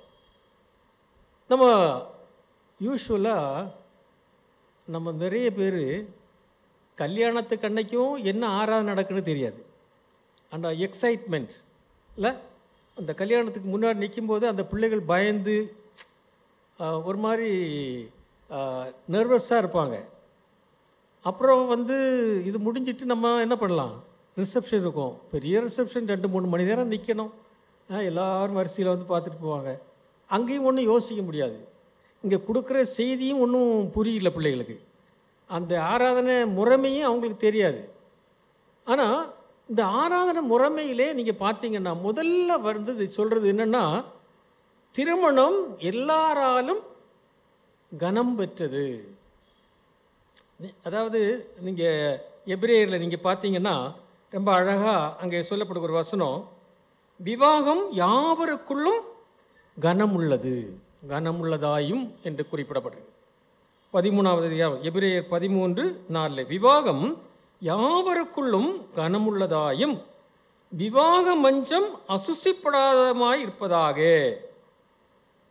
ஸோ அது பரிசுத்தமான ஒரு வாழ்க்கை என்று சொல்லுகிறார். குறிப்பாக சொன்னால், ஒரே வார்த்தை சொன்னால், மேரேஜ் இஸ் அ ஹோலி. அதனால நம்ம என்ன பண்ணுறோம், ஹோலி மேட்ரிமணின்னு போடுறோம்ல. இட்ஸ் ஆண்டவர் நியமிக்கப்பட்ட ஒன்று, அது பரிசுத்தமானது என்று சொல்லி இங்கே நான் பார்க்கிறோம். ஆகவே எல்லாராலும் கனம் பெற்று பாருங்கள். உலகத்தில் எவ்வளோ, அதாவது ப்ரொக்ரியேஷன் சொல்லுவாங்க, அதாவது ஜனத்தொகையை கூட்டிக் கொண்டே போகிறது, பிள்ளை பெறுதல் என்கின்ற ஒரு இது. அதில் நீங்கள் பார்த்தீங்கன்னா எல்லாமே மிருகங்கள் பண்ணுது, செடிகள் கொடிகள் எல்லாமே பண்ணுது. எல்லாருக்கும் திருமணம் நடக்குதா? ஒன்றும் தலை கூட அசைக்க மாட்டேங்கிறீங்களே. எல்லாருக்கும் திருமணம், மிருகங்களுக்கெல்லாம் திருமணம் இருக்கா? ஏன் மனுஷனுக்கு மாத்திரம் அத்தனை பேர் கூடி ஒரு ஆலயத்தில் வச்சு ஒரு ஆராதனை நடத்தி தாலி கொடுத்து இல்லைன்னா மோதிரத்தை போட வச்சு அவங்க கரங்களை இரு பெற்றோரும் கையில் பிடிச்சி நீங்கள் வாழுங்கன்னு சொல்லி வாழ்த்தி, இந்த ஒரு சாங்கியங்களெல்லாம் எதில் இல்லை, மனித குடும்பத்தை தவிர வேறு யாருக்குமே கிடையாது. அப்போ இது நிச்சயமாகவே, ஏன்னா ஏதேன் தோட்டத்தில் ஆண்டவர் தான் அதை ஆரம்பித்து வைத்த குடும்ப வாழ்க்கையை ஆரம்பித்து வைத்ததே ஆண்டவர் தான் இல்லையா? மனுஷன் முடியுங்க தனிமையாக இருப்பது நல்லதில்லை என்று கண்டு. இப்போது யோசித்து பாருங்கள், நான் செத்து போனேன்னா என் மனைவி எப்படி இருப்பாங்க? எங்கேயாவது ஒரு மூலையில் அந்த வீட்டில் துக்கத்தோடு இருப்பாங்க. என் புருஷன் இல்லையேன்னு இல்லை, சிலவங்க போனது நல்லன்னு நினைப்பாங்கன்னு வச்சுடுங்களேன். அதே மாதிரி தான் ரிவர்ஸ். மனைவி இறந்து போயிட்டாங்கன்னா அது ரொம்பவே கஷ்டம், நிறைய பேருக்கு ரொம்பவே கஷ்டம். அதாவது அந்த குடும்பத்தை கிரீடமே அந்த பெண்கள் தான். அவங்க இல்லை, கொஞ்ச நேரம் வீட்டில் இல்லைன்னாலே வயசான பிற்பாடு எங்கே இருக்கா எங்கே போனால் பணம்னு தேடுவோம்ல. அது அந்த அனுபவத்துக்குள்ளே வந்தவங்களுக்கு தான் தெரியும். இல்லை கொஞ்சம் வெளியே போனாங்கன்னா நம்ம என்ன பண்ணுறோம், எங்கே இருக்க, என்னாச்சு, எப்போ வருவேன் எல்லாம் கேட்குறோம்ல. இதை நான் கேட்குறதுனால உங்களுக்கு சொல்கிறேன் இல்லை. ஆகவே அந்த தேடுதல், அந்த இணைப்பு கடவுளால் இணைக்கப்பட்டதுனாலே அந்த தேடுதல் இருந்து கொண்டே இருக்கும், எந்த வயசுலையும் இருந்து கொண்டே இருக்கும். அந்த தேடுதல் எப்போ நிற்குதோ அப்போது என்ன ஆகுது, இவங்களுக்குள்ள உறவு சரியில்லை. அப்போது அந்த உண்மையான அந்த ஒரு ஆண்டவருடைய இணைப்பில் நாம் இருக்கிறோம் என்றால் அந்த தேடுதலும் எல்லா வயசுலேயும் இருக்கும். அந்த துணை ஆண்டவர்கிட்ட கேட்குறோம், துணை வேண்டும் தகப்பனேன்னு பாடுறோம். அதே மாதிரி இந்த உலகத்தில் சரீரமாக நமக்கு அந்த துணை எத்தனை பிள்ளைகள் இருந்தாலும் சரி, எத்தனை பேர பிள்ளைகள் இருந்தாலும் சரி, நம்ம துணை நம்மோடு கூட இல்லை என்றால் அப்போ தான் நமக்கு தெரியும். நான் எல்லாம் சில மத்தில யோசிப்பேன், நம்ம நிலைமை எப்படி ஆகும் பாருங்க. எப்படியெல்லாம் நம்ம டிபெண்ட் பண்ண போகிறோம், என்னெல்லாம் பண்ண போகிறோம். இப்போமே ஒரு ஃப்ளாட்ஸில் வந்து almost home for the age மாதிரி தான் இருக்கும். இன்னும் இருக்க துணையும் போயிடுச்சுன்னா அவ்வளோதான், இருட்டாயிரும். அதனால் மேரேஜை தயவு செய்து எல்லாரும் நம்ம என்ன பண்ணோம், அதை பேணி காத்து கொள்ள நாம் முக்கியப்படும். ரெண்டாவது, இட்ஸ் அ கவனன்ட் ரிலேஷன்ஷிப். என்னது ஒரு கவனன்ட்னா உடன்படிக்கை. நம்ம ரெண்டு பேரும் என்ன பண்ணியிருக்கோம், வாழ்விலும் தாழ்விலும் சுகத்திலும் சுகவீனத்திலும் மரணம், அந்த வார்த்தையை எடுத்துட்டாங்க. இப்போ தயவுசெய்து அந்த வார்த்தையை மறந்துடாதீங்க. அந்த வார்த்தை தான் உண்மையான வார்த்தை. ஒரிஜினலாக ஆங்கிலிக்கன் அந்த ஜெபபுஸ்தகத்தில், அந்த ஜெபபுஸ்தகத்தை எழுதினவங்கெல்லாம் அந்த வார்த்தையை தான் போட்டிருக்காங்க இன்னும். ஆனால் அவங்க தான் துவங்கியும் வச்சாங்க. எப்படி அந்த வார்த்தையை ரிமூவ் பண்ணிடலாம், ஏன்னா அங்கே ஒபேன்னு வருது, வேறு கீழ்ப்படியவும் இருக்குது, அதையும் எடுத்துட்டாங்க. அதனால தான் இன்றைக்கி குழப்பமே. இந்த வார்த்தைகளெல்லாம் எடுத்துடுறாங்க. மரணம் நம்ம பிரிக்கிறது வரைங்கிற வார்த்தையும் எடுத்துட்டாங்க. அப்புறம் இப்போ வாழ்வின் இறுதி வரை, இயற்கை நம்மை பிரிக்கும் வரை, இப்படியெல்லாம் சொல்லி அந்த உண்மையான கருத்தை எடுத்துடுறாங்க. எப்படியோ அது நமக்கு தெரியாது. ஆனால் நான் இன்றைக்கி அப்படி அங்கே எங்கேயா போய் எனக்கு அந்த போர்ஷனை வாசிக்க கொடுத்தாலும் நான் அப்படி தான் வாசிப்பேன். எனக்கு இன்னும் அந்த இடம்தான் எனக்கு என்னை பரிசோதனை செய்து பார்க்க எனக்கு அது உபயோக உள்ளதாக இருக்கிறது. ஆகவே எனக்கு அருமையான கர்த்தருடைய பிள்ளைகளே, இது ஒரு உடன்படிக்கைக்குள்ளே நாம் வந்திருக்கோம். ரெண்டு பேரும் மரணம் என்னை பிரிக்கும் வரை நாம் ஒன்றாக வாழ அடைக்கப்பட்டிருக்கிறோம். வேறு எதுவுமே நம்மை பிரிக்கக்கூடாது. அதுதான் அந்த இடத்துல ஆண்டவர் நமக்கு உறுதியாக சொல்லுகிறார். மூன்றாவது, இதெல்லாம் சின்ன குறிப்புகள் தான் சொல்கிறேன், இப்போ மெசேஜுக்குள்ளே வரல. மூன்றாவது, லீவ் அண்ட் க்ளீவ். எப்படி? அதாவது பெற்றோரிடத்தில் வளர்ந்த ஒரு பிள்ளை, ஒரு பெண் புருஷன் இடத்துக்கு வருது. புருஷன் வீட்டுக்கல்ல. அதெல்லாம் கிராமத்தில் உள்ள பழக்க வழக்கம். இப்போ கிராமத்தில் கூட அப்படி இல்லை. கிராமத்தில் ஒரு வீடு கட்டி வச்சு தான் பையனுக்கு கல்யாணம் பண்ணி கொடுக்குறாங்க. அதாவது அது அர்த்தம் என்னென்னா, ஒரு திருமணமான ஒரு பெண்ணும் ஒரு மனிதனும் தனிமையாக வாழ வேண்டும். அதுதான். அது நிறைய பேருக்கு அது சொல்லி தான் திட்டு வாங்கியிருக்கேன், ஃபோனில் திட்டு வாங்கியிருக்கேன். நல்ல வேலை கிட்டே இருந்தால் அடிச்சே இருப்பாங்க. குடும்பத்தை பற்றி பேசும்போது உண்மையை தானே பேசணும், சத்தியத்தை பேசணுமா இல்லையா? சத்தியத்தை பேசணும். சத்தியத்தை பேசும்போது யாருக்கு பிடிக்காது? ஆகவே அதாவது இங்கே என்ன சொல்கிற, இங்கே வாசியை கேட்ட சுவிசேஷ பாகத்தை நம்ம மறந்துடுவோம். பாருங்கள், அந்த வாசிய சுவிசேஷ பாகத்தில் என்ன சொல்கிறாரு? மார்க் சுவிசேஷம் 10:7 இது நிமித்தம் புருஷனானவன் தன் தகப்பனையும் தாயையும் விட்டு தன் மனைவியோட இசைந்திருப்பான். அப்போ பெண்கள் பெற்றோரை விட்டு வெளியே வந்துடுறாங்க. அப்போ ஆண்டவர் என்ன சொல்கிறாரு? புருஷனும் என்ன பண்ணும்? வெளியே வரணும். இப்போ இங்கே இருக்கிற நான் பார்க்கும்போது, ஓரளவுக்கு உங்களை எல்லாம் பார்க்கும்போது, ஒரு 75% அப்படி வந்தவங்க மாதிரி தான் தெரியுது. ஏன்னா திருமணம் ஆயிட்டு ஒரு வேலைக்காக வந்திருப்போம், அப்புறம் திருமணம் ஆகுது, அப்பா அம்மா விட்டு வந்து. ஆனால் இங்கே வந்துட்டு நம்ம இப்போ என்ன பண்ணுறோம்? ஐயோ, எனக்கு ஒரு பையன், அவனை நான் எப்படி விட்டு பிரிஞ்சிருக்குது? எனக்கு ஒரே மக, ஆணு இல்லை பொண்ணு இல்லை, ஒரே மக தான், அவளை விட்டு நான் எப்படி பிரிஞ்சிருக்கு? சேர்த்தே வச்சுக்கிடுறோம். அதில் வர பிரச்சனை இப்போ கிடையாது, அவங்க தலைமுறைக்கு பிரச்சனையை உருவாக்கி கொடுத்துட்டு போகிறோம். ஆனால் they don't plan any thing. ஆமாம், இப்போ நம்ம எல்லாம் வந்து பிளான் பண்ணி வாழ்ந்து, அப்பா அம்மா விட்டு வந்து பிளான் பண்ணி வாழ்ந்து, இன்றைக்கி பிளான்டு லைஃப். நம்ம நல்லா இருக்கோம், சந்தோஷமாக இருக்கோம், எல்லா வசதியோடு இருக்கோம். வசதினா பெரிய கோடீஸ்வரனாக இருக்குன்னு சொல்லலை, சந்தோஷமாக இருக்கிறோம், நிம்மதியாக இருக்கிறோம், யாருடைய இன்டர்ஃபியரன்ஸ் இல்லாமல் இருக்கிறோம். ஆனால் இப்போ நீங்கள் பார்த்தீங்கன்னா, எனக்கு ஒரே பையன், எனக்கு ஒரே பொண்ணு, அதனால் என் கூடயே இருக்கணும், சாகிறது வரை அவங்க பார்த்துக்கிட்டே இருக்கணும். அவங்க லைஃபே நம்ம தான் ரூயின் பண்ணுறோம். அவங்க லைஃபே நம்ம என்ன பண்ணுறோம்? முடக்கிறோம், அந்த பிள்ளைகளை முடவராக்கிறோம், அறவுரையான வாழ்க்கையை வாழ்கிறாங்க. அதனால தான் என்ன பண்ணுறாங்க, நீ போனால் என்ன, எங்கள் அப்பா அம்மா இருக்காங்க, அவங்க பார்த்துக்கிடுவாங்க. நிறைய பிள்ளைகளை நேற்றுக்கு சாயங்காலம் ஒரு ப்ரோக்ராம் அங்கே சூளைமேடு வந்துட்டு போனேன். அந்த பிள்ளை எடுத்து, ஏம்மா சரி நடந்ததே நடந்துச்சு, இனி சின்ன பிள்ளை, நீ இன்னொரு திருமணம் பண்ணுமா? இல்லை, நான் அப்பா அம்மா இருக்காங்க எனக்கு. அப்பா அம்மா எத்தனை நாளைக்கு இருக்க போகிறாங்க? சொன்னால் போங்க ஐயா, நீங்கள் இப்படி தான் சொல்லுவீங்க. எனக்கு புரியல ஒன்றும். இன்றைக்கி போகிற போக்கு பார்த்தா இந்த மெட்ராஸ் ஹைகோர்ட்டில் போய் பாருங்களேன், டிவோர்ஸுக்கு number 1 CSI Christians, number 1 CSI Christians. Advocates யாராவது இருந்து இங்கே இருந்தீங்கன்னா உங்களுக்கு தெரியும். ஒரு வாரம் 10 நாள், ஒரு மாதம், ஒரு வருஷம் வாழ்ந்துட்டு எங்கே வந்து நிற்கிறாங்க? கோர்ட்டுக்கு வந்து. இதில் இன்டர்ஃபியரன்ஸ் யார்? அப்பா அம்மா. அது ஆணோ பெண்ணோ எல்லாம் செல்ஃபோன் எடுக்கிறாங்க. உடனே இங்கே நடக்கிறதெல்லாம் A to Z, மார்னிங்லேருந்து ஈவினிங் வரை நடக்கிறதெல்லாம் புக்கு மாதிரி டீட்டெயிலாக கொடுத்துட்றாங்க. ஏம்மா இவ்வளோ கஷ்டப்படுற? இல்லை மகன்கிட்ட, ஏன்டா அவள்கிட்ட போய் இவ்வளோ கஷ்டப்பட்டுருக்க, நீ தானே சம்பாதிக்கிறிய, நல்லா இருக்க, உனக்கு வீடு இருக்குல்ல, அப்பா அம்மா இருக்காங்கள, வந்துரு. பிள்ளை மகளை பார்த்து வந்துரு. இது இல்லைன்னா இன்னொன்று. இந்த அளவுக்கு சொல்கிற பேரண்ட்ஸ் தான் இன்றைக்கி இருக்காங்க. அந்த காலத்தில் எங்களுக்கெல்லாம் என்ன சொன்னாங்க, நம்ம சகோதரிகளை கல்யாணம் பண்ணி கொடுத்துட்டு அவங்க ஏதாவது புருஷனோட வராமல் வீட்டுக்கு வந்தால் என்ன சொல்லுவோம், வந்தா உன் புருஷனோட வா,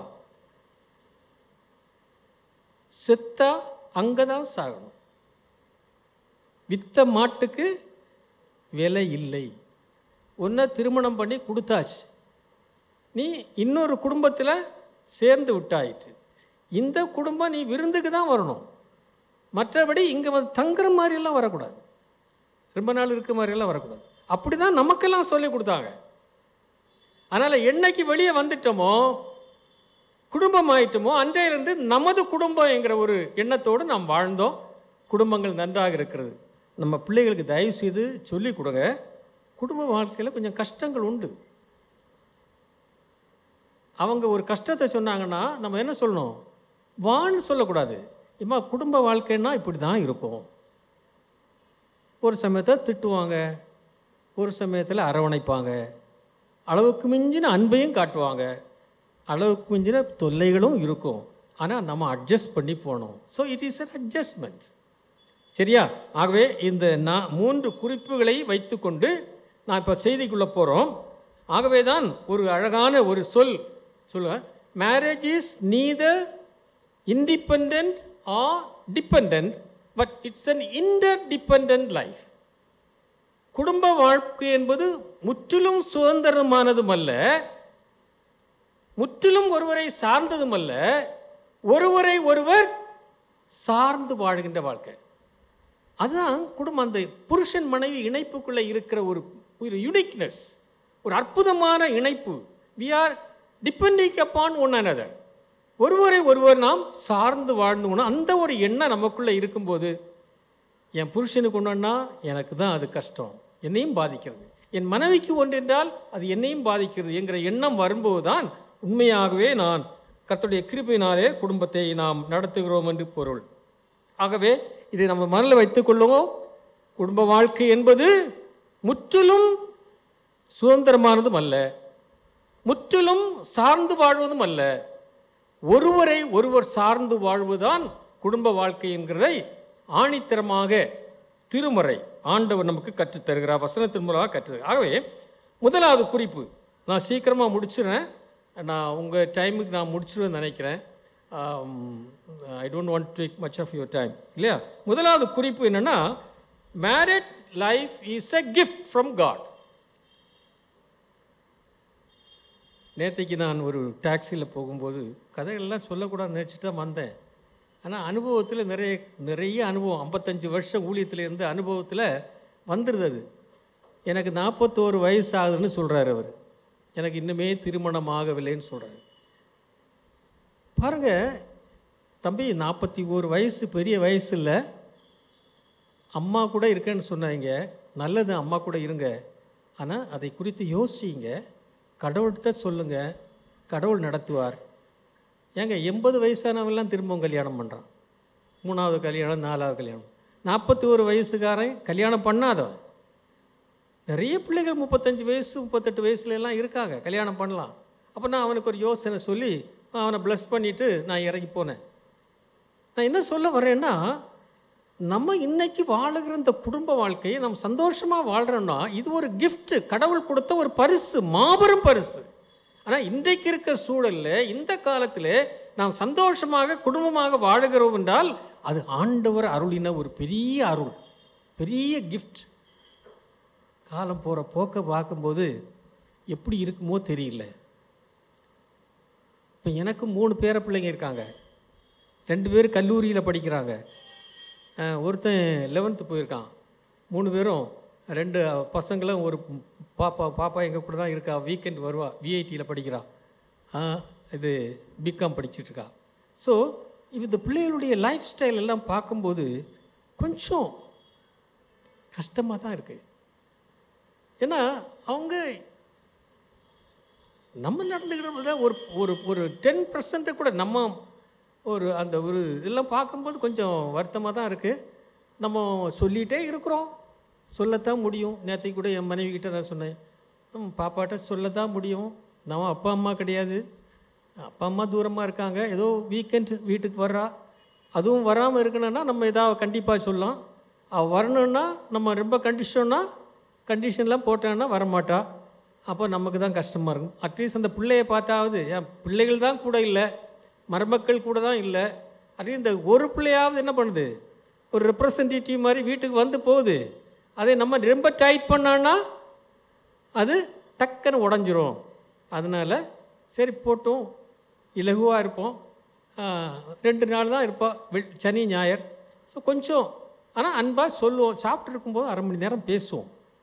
அந்த டைமில் மெதுவாக கொஞ்சம் அப்படியே சின்ன சின்ன காரியங்களை அவளுக்கு சொல்லி கொடுக்குறது.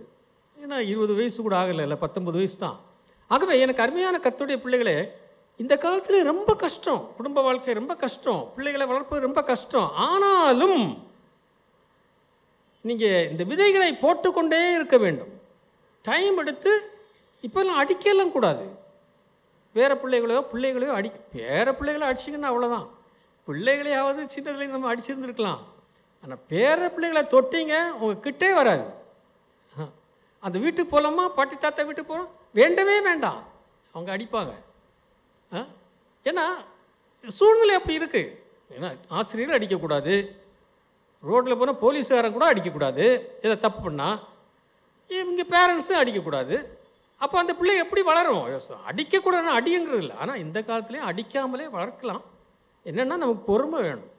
அந்த பிள்ளைகளை உட்கார வச்சு நிதானமாக அவங்களையும் நிதானப்படுத்தி பேசினால் பிள்ளைகள் கேட்குற அளவுக்கு இருக்கிறார்கள். ஒரு சில பிள்ளைகள், எல்லா பிள்ளைகளையும் நான் சொல்ல மாட்டேன், ஒரு பர்சன்டேஜ் ஆஃப் சில்ட்ரன் வந்து லிசன் பண்ணுவாங்க. அதுவும் ஸ்டெப் பை ஸ்டெப் தான் வருவாங்க. ஒரேடியாக ஒரு பெரிய நமக்கு ஆண்டவருக்குள்ளே நம்ம புது பிறவியாக பிறக்கிற மாதிரி அப்படியெல்லாம் மாறுதல் வராது. ஆகவே நான் அந்த பிள்ளைகளை நம்ம கொடுத்துருக்க குடும்பம் கடவுள் கொடுத்த ஒரு கிஃப்ட்டு.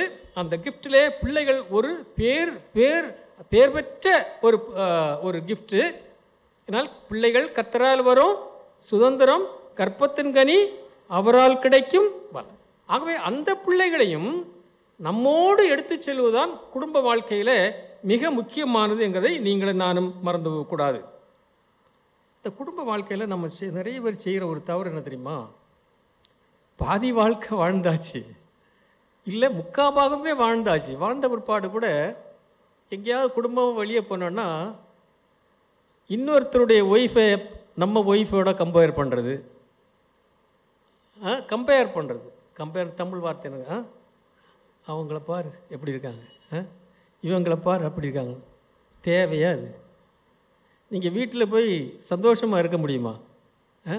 இப்படியெல்லாம் கூட்டிகிட்டு போயிட்டு வெளியே கூட்டிகிட்டு போட அவன் பொண்டாட்டியை பாரு எப்படி இருக்கான், இவன் சொல்ல அவன் புருஷனை பாரு எப்படி இருக்கான், அவங்க எப்படி வர்றாங்க. தயவுசெய்து அந்த மாதிரி வார்த்தைகளை மாத்திரம் கணவன் மனைவியிடையும் சொல்லக்கூடாது, மனைவி கணவனத்திலையும் சொல்லக்கூடாது. ஏன்னா உங்களை ஆண்டவர் அற்புதமாக இணைத்திருக்கிறார். You are in a unique relationship. நீங்கள் ஆண்டவரால் இணைக்கப்பட்டு ஒரு அற்புதமான குடும்பமாக இருக்கிறீர்கள். அவங்க எப்பேற்பட்டவங்களாக கூட இருக்கலாம், எப்படி வசதி கொண்டவர்களாக கூட இருக்கலாம், தோற்றத்தில் எப்படி வேணுமா இருக்கலாம். ஆனால் நீங்கள் 2 பேர் தான் வாழ வேண்டும்னு சொல்லி ஆண்டவர் நியமித்திருக்கிறார். அந்த வாழ்க்கைக்கு நீங்கள் போனால் தான் தெரியும் நீங்கள் படுற பாடு. இல்லை நீங்கள் அவங்களோடு இருந்திருப்பது தான் தெரியும் நீங்கள் பட்டிருக்க வேண்டிய பாடு. ஆகவே அதெல்லாம் நம்ம ரொம்ப யோசிக்க வேண்டாம். ஆண்டவர் கொடுத்திருக்கிற குடும்ப வாழ்க்கை அது அற்புதமான ஒரு வாழ்வு. அது காது கேட்காமல் இருக்கலாம், கண் பார்வை குறையலாம், நடக்க முடியாமல் இருக்கலாம். இல்லை யோசித்து பாருங்கள். நான் திருமணமான முதல் ஆண்டில் எதிர்பாராத விதத்தில் எங்களுக்கு ஒரு விருந்தினர் வந்தார். அவர் தன்னுடைய மகளையும் கூட்டி, நான் பெரம்பூரில் ராகவாச்சாரிய ஸ்ட்ரீட்டில் அந்த காந்தி சிலை கொஞ்சம் தாண்டி அந்த மெயின் திருவிக்கா ரோடில் நான் தங்கியிருக்கோம். பவுண்ட் ஸ்கூலுக்கு எதிரில் நம்ம சிஎஸ்சி ஸ்கூலு.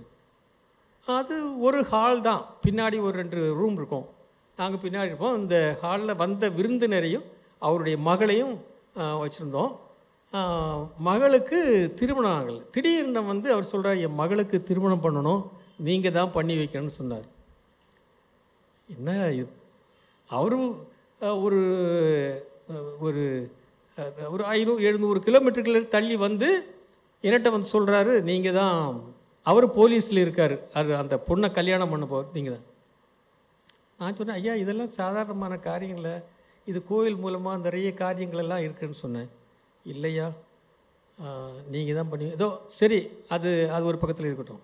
ஆனால் அவர் போகும்போது எங்கள்கிட்ட சொன்னார், தம்பி, ஏன்னா எனக்கு அப்போ ஒரு 28 வயசு தான் இருக்கும், 28-29 வயசு தான் இருக்கும். தம்பி, இன்றைக்கி நீங்கள் சந்தோஷமாக இருக்கிறீங்க, ஆனால் இந்த சந்தோஷம் கடைசி வரை இருக்கணும். இன்றைக்கி நாளைக்கு இதோட நம்ம இந்த சந்தோஷத்தை என்ன பண்ணக்கூடாது. ஆனால் எனக்கு பாருங்கள் 48 வயசு கல்யாணம் ஆகி 48 வயசு ஆகுது. இது 49வது வருஷம். எனக்கு still it rings in my years. என்னுடைய காதில் அது துணித்து கொண்டே இருக்கும். அவர் என்ன சொன்னார், நீங்கள் கல்யாணம் கண்ணா முதல் வருஷத்தில் சொல்கிறார் பாருங்கள், 48 வருஷம் முடித்து 49வது வருஷத்துலேயும் எங்களை 2 பேரையும் நாங்கள் நினைக்கும்போது அந்த ராகவாச்சாரிய ஸ்ட்ரீட்டை நினைப்போம். அந்த ஸ்ட்ரீட்டில் சொன்ன அந்த ஐயாவுடைய எண்ணத்தை நாங்கள் மனதில் கொண்டு வருவோம். இன்றைக்கு இருக்கிற இதே மகிழ்ச்சி வாழ்க்கை முழுவதும் இருக்க வேண்டும், நீங்கள் நன்றாக வாழ வேண்டும் சொல்லி வாழ்த்தி போனார். ஆண்டவர் ஸ்தோத்திரம். அவருடைய மகளுக்கு கல்யாணம் ஆயிடுச்சு வச்சுடுங்க, அவங்க சந்தோஷமாக இருக்காங்க, பிள்ளைகள்லாம் நல்லா இருக்காங்க. ஆகவே எனக்கு அருமையான கர்த்தருடைய பிள்ளைகளே, இந்த குடும்ப வாழ்ப்பு என்பது ஒரு பெரிய கிஃப்ட், கடவுளுடைய கிஃப்ட் இந்த உலகத்தில் நமக்கு ஆண்டவர் தந்திருக்கு. 2வது குறிப்புக்குள்ளே வந்து விடுறேன். 2வது குறிப்பு, மேரேஜ் இஸ் ஹானரபிள். அதான் முதல்ல நம்ம சொன்னோம் இல்லை, எபிரேயரில் விவாகம் எல்லாராலும் கனம் பெற்றது. அது முதல் குறிப்பு, விவாகம் ஆண்டவர் நமக்கு தந்த பரிசு, இட்ஸ் அ கிஃப்ட். 2வது, விவாகம் எல்லாராலும் கனம் பெற்றது. இப்போ நீங்கள் பார்த்தீங்கன்னா அதில் ரொம்ப முக்கியமானது, எந்த ஒரு குடும்பத்தில் கடவுளுக்கு முதலிடம் கொடுக்கிறார்களோ அப்பொழுதுதான், அதாவது எப்பொழுது புருஷனை மனைவி கனம் பண்ணுகிறாளோ, எப்பொழுது மனைவி தன் புருஷனை கனம் பண்ணுகிறானோ, அந்த இடத்திலே தான் ஆண்டவரும் கனம் பண்ணப்படுகிறார். தயவுசெய்து அதை மறந்துடாதீங்க. நீங்கள் எப்பொழுது உங்களுக்குள்ளே இருக்கு பாருங்கள், உங்களுக்குள்ளே ஒரு பிரச்சனை, புருஷனுக்கும் இல்லை அப்பாவுக்கும் அம்மாவுக்கும் ஒரு பிரச்சனை இருந்ததுன்னா அந்த பிள்ளைகள் சந்தோஷமாக இருப்பாங்களா? அதான் கவுன்சிலிங் வரும்போது நான் சொல்லுவோம், நானும் என்னை விட சிறப்பாக ஐயரமாக பண்ணுவாங்க, கவுன்சிலிங் பண்ணுவாங்க, நானும் கொஞ்சம் பண்ணுவேன்னு வச்சுடுங்களேன். நான் ஆண்கள்கிட்ட நான் தனியாக பண்ணுவேன், ஐயரமாக தனியாக பண்ணுவாங்க, அப்புறம் நாங்கள் 2 பேரையும் சேர்த்து வச்சு கவுன்சிலிங் பண்ணுவாங்க, ஐயரமாக பண்ணுவாங்க. அப்போ சொல்லுவோம், நீங்கள் பிள்ளைகள் முன்னாடி ஒருவர் கனம் பண்ணுங்கள், பேசுகிறதில்ல, திட்டுறதில்ல, அவங்கள முறைச்சு பார்க்குறதில்ல, இதில் எல்லாமே பிள்ளைகளை அப்சர்வ் பண்ணிக்கிட்டே இருப்பாங்க. அந்த பிள்ளைகளை அப்சர்வ் பண்ணும்போது அவங்க என்ன நினைக்கிறாங்க தெரியுமா? அதாவது குடும்ப வாழ்க்கைன்னா இப்படி தான் பண்ணணும், கல்யாணம் பண்ணிக்கிட்டு என் ஒய்ஃபை நான் அடிக்க போகணும் அடிக்கிறது தப்பு, சிலவங்க அடிக்க மாட்டாங்க, சிலவங்க அடிக்கவும் செய்கிறாங்க. அடிக்கிறது பெரும் பாதகம் இல்லை. தயவுசெய்து இங்கே யாராவது மனைவி அடிக்கிறவங்க இருக்கீங்கன்னா, இருக்குன்னு சொல்லலைன்னா, இருக்கிறீங்கன்னா தான் சொல்கிறேன், இருக்கிறீங்கன்னா அது மாபெரும் தவறு, ஆண்டவர் விரும்பாத ஒரு அருவருப்பு. ஆகவே நம்ம சரீரத்தை மாதிரி தான் அவங்க சரீரம். ஏன்னா பெண்கள் அடிக்க மாட்டார்கள் என்கிறதுனாலே நம்ம அடிக்கக்கூடாது. அதனால் இப்போ என்ன ஆகுது, இப்போ கொஞ்சம் ரிவர்ஸில் வருது, அது நியூஸில் எல்லாம் உங்களுக்கு தெரியும். அதனால் கூடிய மட்டும் நம்ம அடக்கி வாசிச்சா நல்லது. இல்லைன்னா சில சமயத்தில் ஒன்றும் இல்லைன்னா கூட சாப்பாட்டிலையாவது எதாவது போட்டு கொடுத்துருவாங்க. ஏன்னா அவங்களுக்கு இப்போ எல்லோரும் வேலை செய்கிறாங்க பார்த்தீங்களா, நீ இல்லைன்னா கூட நான் வாழ முடியுங்கிற லெவலுக்கு வந்துட்டாங்க. அதனால் கொஞ்சம் கேர்ஃபுல்லாக இருந்துடுங்க, சரியா? அதனால் நம்ம பிள்ளைகளுக்கு முன்னாடி இதுதான் வாழ்வு என்று காட்டக்கூடாது. இப்படி ஒரு நல்ல ரெண்டு சைடு, ஒரு காயினுக்கு ரெண்டு சைடு இருக்குல்ல. ஒரு பணத்தை எடுத்திங்கன்னா, ஒரு 10 ரூபா காயின் எடுத்திங்கன்னா 2 சைடு இருக்குது. அதே மாதிரி வாழ்க்கையில் 2 சைடு இருக்குது. நாங்கள் என்ன சொல்லிக் கொடுப்போம்னா, உங்களுக்குள்ளே ஏதாவது பிரச்சனை இருந்ததுன்னா பிள்ளைகள் பள்ளிக்கூடத்துக்கு போவாங்க, கல்லூரிக்கு போவாங்க, அந்த மாதிரி டைமில் நீங்கள் 2 பேரும் உட்காந்து பேசுங்க. டிஃப்ரென்ஸாக ஒப்பீனியன் இருக்கத்தான் செய்யும். தயவுசெய்து இல்லைன்னு நான் சொல்ல மாட்டேன், 100% இருக்கும். அந்த டிஃப்ரென்ஸை ஒப்பீனியனை பிள்ளைகளுக்காக முன்னாடி நின்று என்ன பண்ணாங்க, த்ரஷ் அவுட் பண்ணாதீங்க. அப்போ அந்த பிள்ளைகள் என்ன நினைக்கணும், நம்மவும் ஒரு நாளைக்கு கல்யாணம் பண்ணிவிட்டு இதுதான் சான்ஸுன்னு என் தம்பி தங்கச்சியை கூட அடிக்க முடியல, பொண்டாட்டி அடிக்கலாம், அந்த உரிமை இருக்குது போல் இருக்குது. அதுக்காக தான் கல்யாணம் பண்ணி கொடுக்குறாங்க போல் இருக்குது. அதுக்காக யாரும் பிள்ளைகளை பெற்று கல்யாணம் பண்ணி கொடுக்குறதில்ல. தயவுசெய்து அப்பா அம்மாவுக்கும் சொல்கிறேன், இளம் தம்பதியருக்கும் சொல்கிறேன், உங்கள் கையில் ஒரு மகளையோ ஒரு மகனையோ கொடுத்துருக்காங்கன்னா அடிக்கிறதுக்கோ இல்லை தேவையில்லாத வார்த்தைகளை பயன்படுத்துவதற்கோ அல்ல. நீங்கள் சந்தோஷமாக வாழ வேண்டும் சொல்லி தான் பலரால் வாழ்த்தப்பட்டு, பெற்றோரால் வாழ்த்தப்பட்டு, அதனால்தான் விவாகம் கனம் உள்ளது, எல்லாராலும் கனம் பெற்றதாக இருக்குதுன்னு சொல்லி பார்க்குறோம். ரெண்டாவது, அதாவது நான் என்ன சொல்கிறேன், அந்த அதில் ஒரு கிளை பாயிண்ட் என்ன சொன்னால், ஃபர்ஸ்ட் பிளேஸ் டு காட், கடவுளுக்கு முதலிடம் கொடுங்கள். ரெண்டாவது, நீங்கள் ஒருவரை ஒருவர் கனம் பண்ணுங்கள். இன்னும் அதில் என்னென்னா, கிறிஸ்துவை உங்கள் இல்லத்தின் சின்ன பேரளவில் நீங்கள் இந்த நம்ம எல்லா வீட்லேயும் வச்சு கிறிஸ்துவே இந்த இல்லத்தின் தலைவர், அதெல்லாம் இந்த ஏட்டீஸ்வர கறிக்கு உதவுமா உதவி அந்த மாதிரி ஆயிரும். அப்படி அல்ல, உண்மையாகவே கிறிஸ்து தான் எங்கள் குடும்பத்துக்கு எங்களை வழிநடத்துகிறவர், எங்களுக்கு எல்லாம் செய்கிறவர் ஆண்டவரே என்கின்ற அந்த உண்மையை நீங்கள் இருவரும் பகிர்ந்து கொள்ள வேண்டும். அடிக்கடி நீங்கள் 2 பேரும் உட்கார்ந்து யோசிக்க, எப்படி நம்ம ஆரம்பித்தோம், இன்றைக்கி நம்ம எப்படி ஆண்டவர் நம்மை வழிநடத்தி வந்திருக்கிறார், நமக்கு இந்த பிள்ளைகளை வளர்க்கக்கூடிய கிருபையை தந்தார், இந்த பிள்ளைகளை படிக்க வைக்கக்கூடிய கிருபையை தந்தார், அதற்கேற்ற வசதிகளை தந்தார், இந்த பணியை செய்யக்கூடிய பலத்தையும் சுகத்தையும். நம்ம எல்லாம் என்ன நினைக்கிறோம், நம்ம பலத்தினால நம்ம வாழ்ந்துக்கிட்டு இருக்கணும்னு நினைக்கிறோம். அப்படி கிடையாது. கடவுள் நமக்கு ஜீவன் சுகம் பலத்தை தந்து ஒரு நல்ல ஒரு பணியை கொடுத்துருக்காரு, ஆண்டவர் கொடுத்த கிஃப்ட். ஆகவே ஆண்டவர் தான் இதை செய்திருக்காரு. உங்கள் வாழ்க்கையின் மூலமாக இந்த பிள்ளைகள் கற்றுக்கொண்டு அவர்கள் குடும்பத்தை அமைக்கும் போது உங்களுக்கு பிரச்சனையே இருக்காது. நீங்கள் சந்தோஷமாக பிள்ளைகளை பார்க்கும்போது, என் மருமகளும் மகனும் எப்படி சந்தோஷமாக போகிறாங்க இல்லை. சில பேரண்ட்ஸ் அதை என்ஜாய் பண்ணுவாங்க, அவங்க சந்தோஷமாக வர்றது போகிறது, அவங்க சந்தோஷமாக இருக்குது. ஆனால் சிலவங்களுக்கு பிடிக்காது இல்லை. பிடிக்காத பேரண்ட்ஸும் இருக்காங்க, பிடிக்கிற பேரண்ட்ஸும் இருக்காங்க. நம்ம பிடிக்கிற பேரண்ட்ஸாக இருக்கணும். அந்த பிள்ளைகள் நல்லா இருக்கிறத பார்த்து மனமகிழ்ந்து நான் பிள்ளைகளை அவங்கள வாழ்த்தாதீங்க, சொல்லிடாதீங்க அவங்க முன்னாடி, அவங்க கொஞ்சம் அப்படி இப்படியும் இருந்துருவாங்க. அதனால் மனமார ஆண்டவரை வாழ்த்துங்கள், பிள்ளைகள் நன்றாக இருக்கிறதை பார்த்து ஆண்டவரை வாழ்த்துங்கள், ஆண்டவருக்கு நன்றி சொல்லுங்கள். அது மாத்திரமல்ல, உங்களை இணைத்தவரை மறந்து விடாதீர்கள். சரி, அதுதான் பேசிக். என்னையும் என் மனைவியையும் இணைத்தவர் கடவுள், அதை நம்ம மறந்துடக்கூடாது. சரி, ஓகே, மாமா பார்த்து கொடுத்தாரு, இல்லைன்னா சித்தப்பா பார்த்து கொடுப்பா, பெரியப்பா பார்த்து கொடுத்தாரு, இல்லை வேற ஒருத்தர் தரகர் என்ன சொல்லுவாங்களே, யார் மூலமாக வந்தது, இதெல்லாம் உண்மைதான். ஆனால் அடிப்படையில் என்னையும் என் மனைவியையும் இணைத்தவர் கடவுள். இதில் எனக்கு எந்த சந்தேகம் இருக்கக்கூடாது இல்லைன்னா நான் 49 வருஷம் வாழ்ந்துருக்க முடியுமா? நம்ம அடிக்கடி அதை நினச்சிக்கிடணும். என்னையும் என் மனைவியையும் இணைத்தவர் கடவுள், இதனால தான் அந்த திருமண நாளையும் கொஞ்சம் நீங்கள் என்ன பண்ணணும், நீங்கள் 2 பேரும் கோயிலில் போய் குடும்பமாக போய் ஒரு ஜெபம் பண்ணி, ஆண்டவரே இணைத்த உண்மை நாங்கள் நினைக்கிறோம், ஒரு சின்ன ஸ்தோத்திரம் சொல்லிட்டு வந்தீங்கன்னா உங்களை அதை ஞாபகப்படுத்துது இல்லை. நாங்கள் இனி இருவரல்லர் ஒருவர் இல்லை, பெரிய டிக்ளரேஷன் கொடுக்குறாங்கல்ல, இவர்கள் இனி இருவரல்லர் ஒருவர்.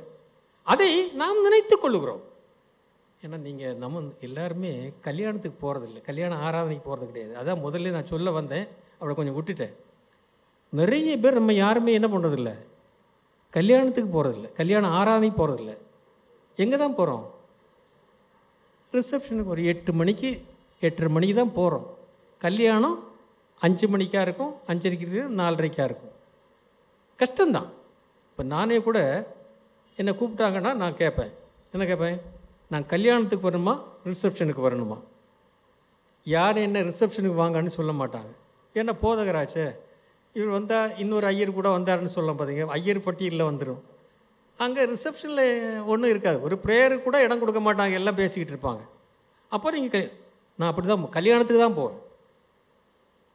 அது எனக்கு பார்ட்டிசிபேஷன் இருக்கோ இல்லையோ, என் கல்யாணத்தை ஞாபகப்படுத்தி கொள்ள, என்னுடைய குடும்ப வாழ்வை ஞாபகப்படுத்தி கொள்ள அந்த கல்யாண ஆராதனை தான் முக்கியம். சாப்பாடு நம்ம சாப்பிட பிறந்த 6ஆவது மாதத்துலேருந்தே நம்ம அம்மா என்ன பண்ணியிருப்பாங்க, அவங்க சாப்பிட்டு இருக்கும்போது ஏதாவது வாயில் கொடுத்துருப்பாங்க. பிறந்து 6ஆவது மாதத்துலேயே கொடுக்க ஆரம்பிச்சிட்டாங்க. நாங்கள் வளர்ந்த கிராமத்தில் எங்கள் அம்மா எங்களுக்கு என்ன கொடுப்பாங்கன்னா, எனக்கு கீழே ஒரு 5 பேர் இருக்காங்க. அதனால் எனக்கு தெரியும், இந்த மீன் முள்ளில்லாத மீன் வாங்கி அதை நல்லா கையினால் பிசைஞ்சு அதைத்தான் பிள்ளைக்கு முதல்ல ஊட்டுவாங்க. மடியில் படுக்க வச்சுட்டு அவங்க சாப்பிடும்போது முள்ளில்லாத பாகமாக எடுத்து அந்த மீனை தான் அந்த குழந்தைக்கு கொடுப்பாங்க. பாருங்கள் எவ்வளோ கேர்ஃபுல்லாக செய்கிறாங்கன்னு. எனக்கு அருமையான கர்த்தருடைய பிள்ளைகளை, நீங்களும் நானும் குடும்ப வாழ்க்கையை பேணி வளர்க்க, அதாவது இணைத்தவரை நினைக்காமல் நான் அங்கே வாழ்ந்தால் நாம் சந்தோஷமாக இந்த குடும்பத்தை நடத்த முடியாது.